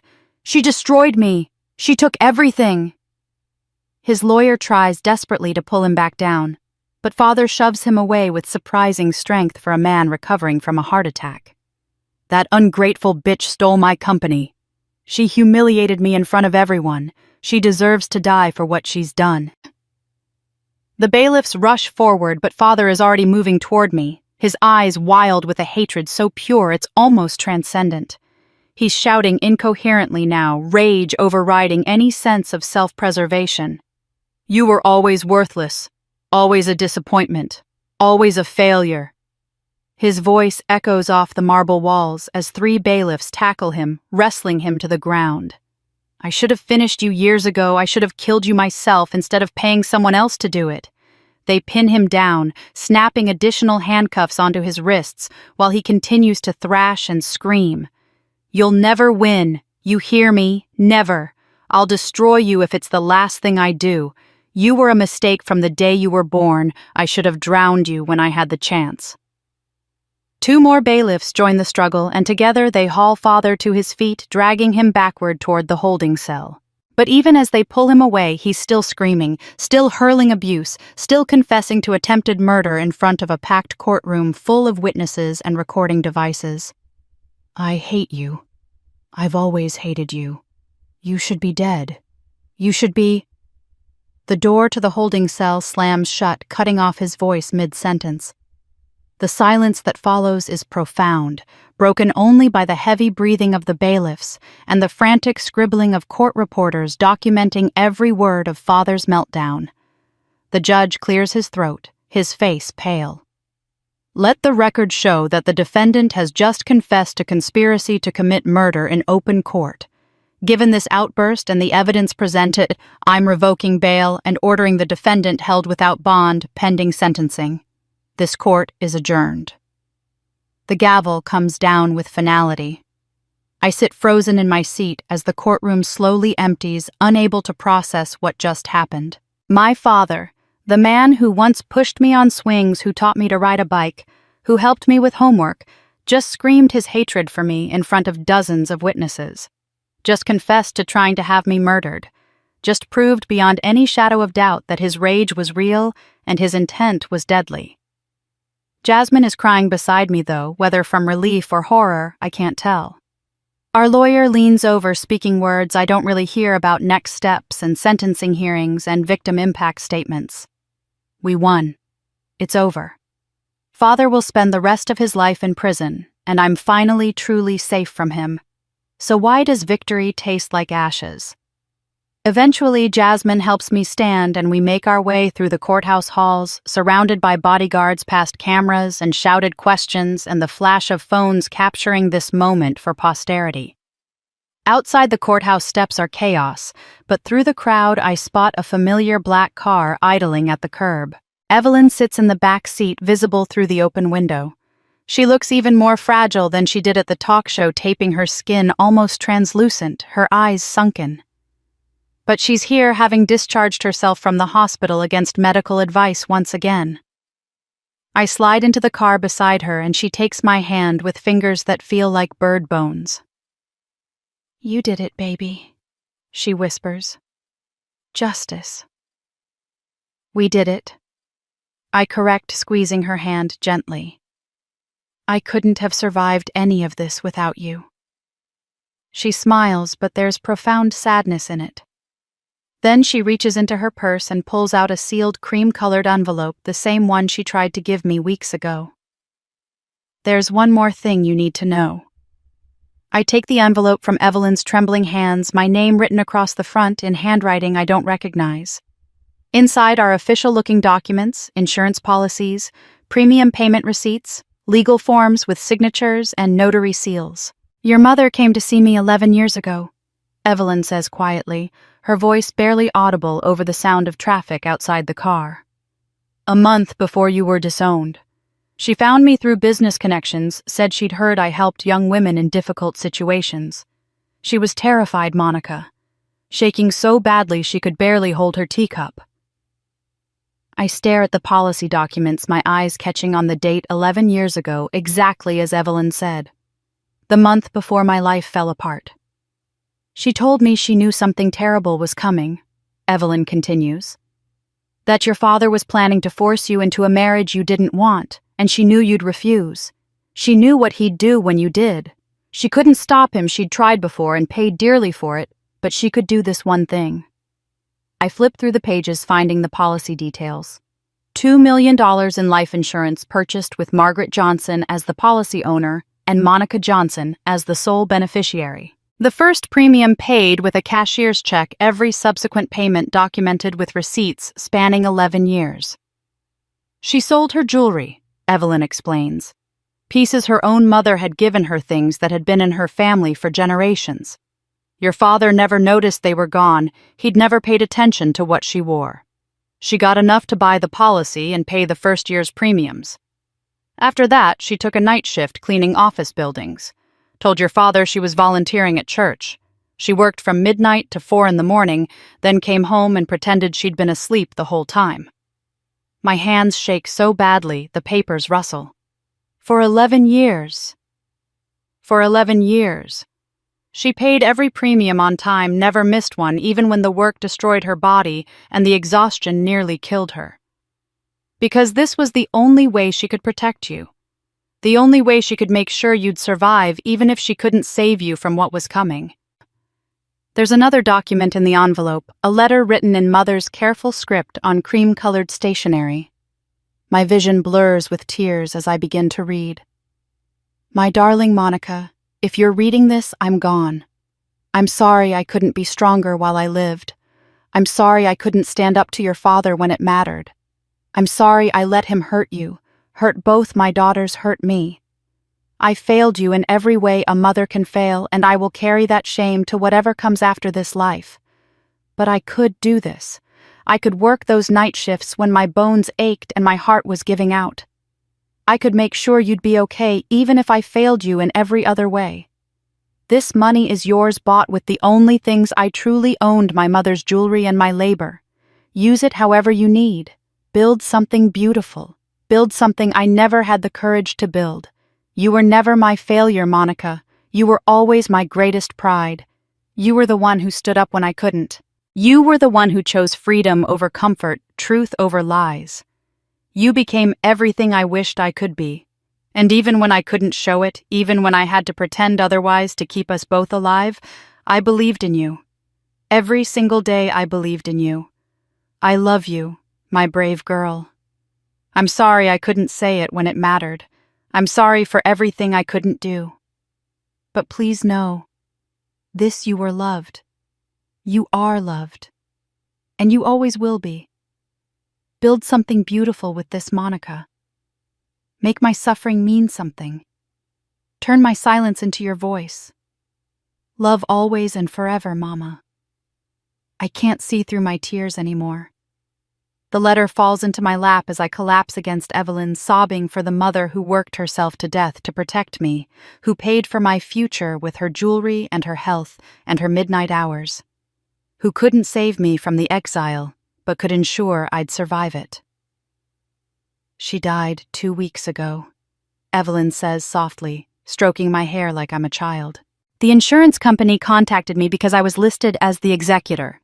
Your mother wanted to make sure you got this, even if your father tried to interfere. She planned for everything, Monica, even her own death. Mother's heart gave out in her sleep.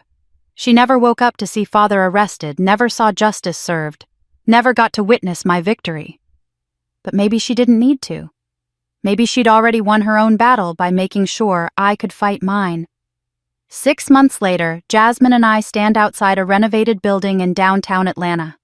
The sign above the door reads, "The Resilient Phoenix Foundation," in gold letters that catch the morning sun.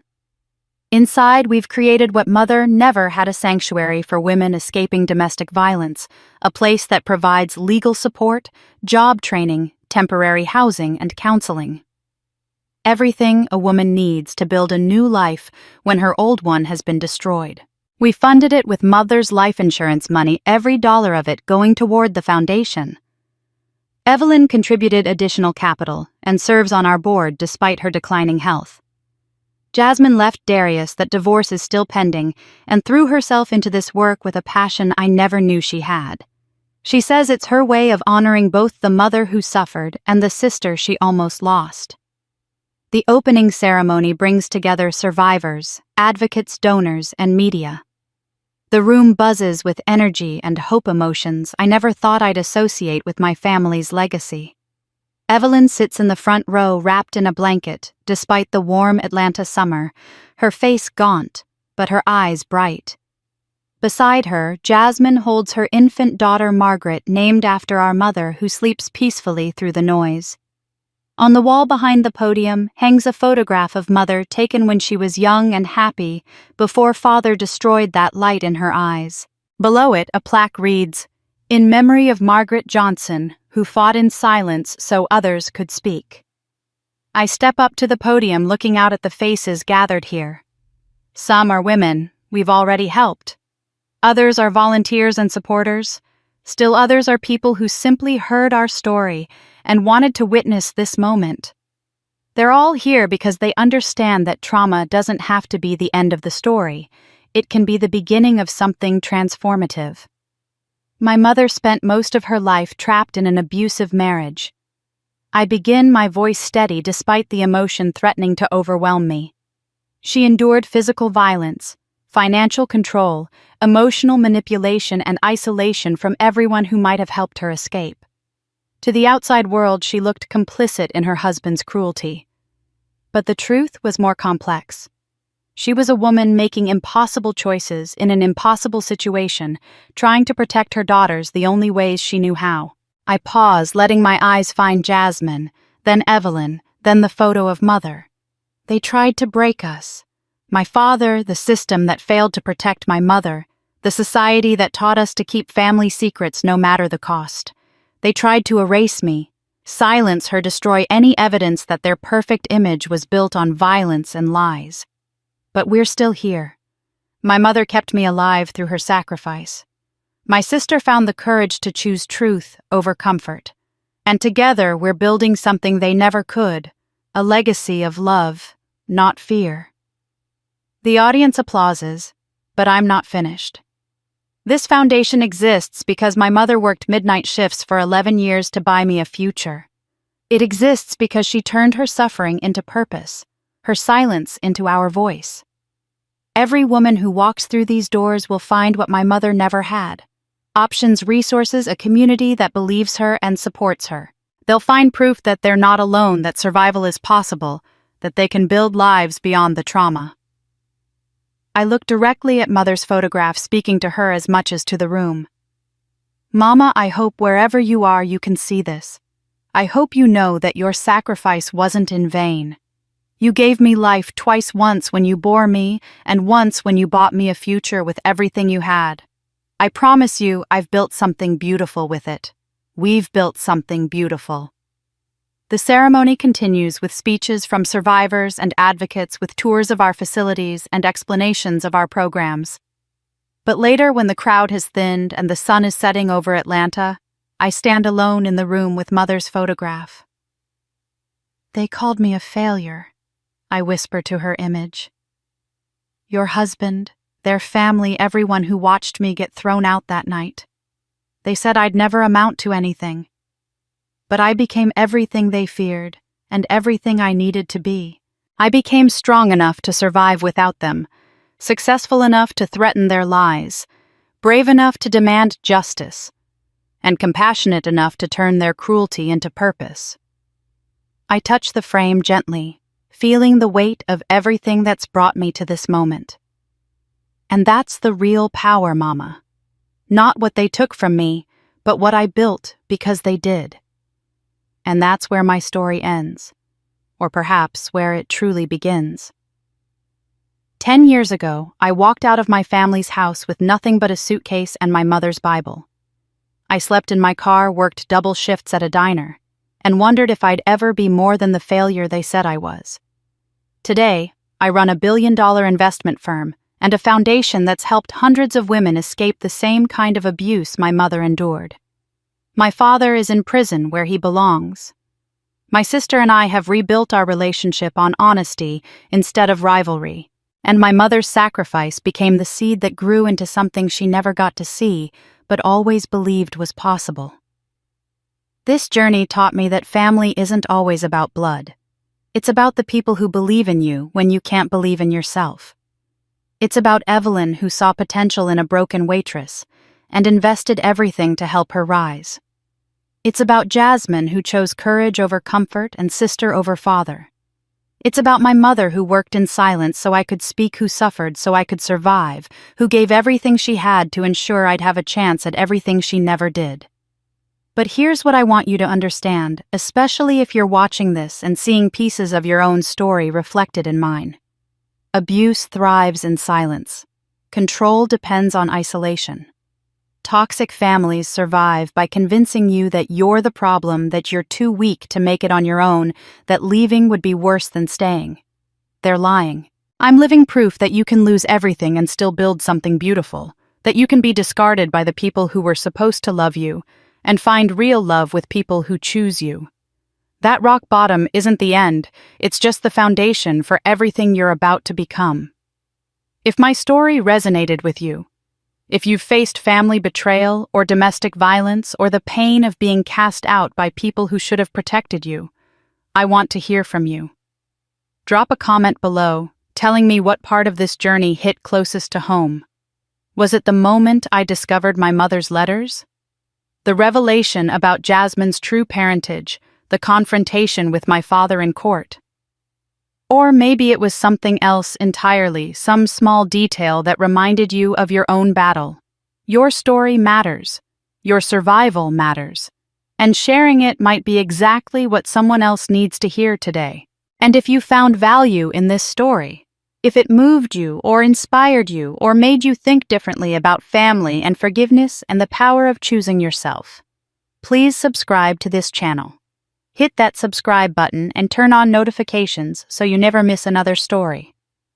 We share true accounts of family drama, revenge, redemption, and the complicated reality of choosing peace over toxicity. These aren't fairy tales with easy endings.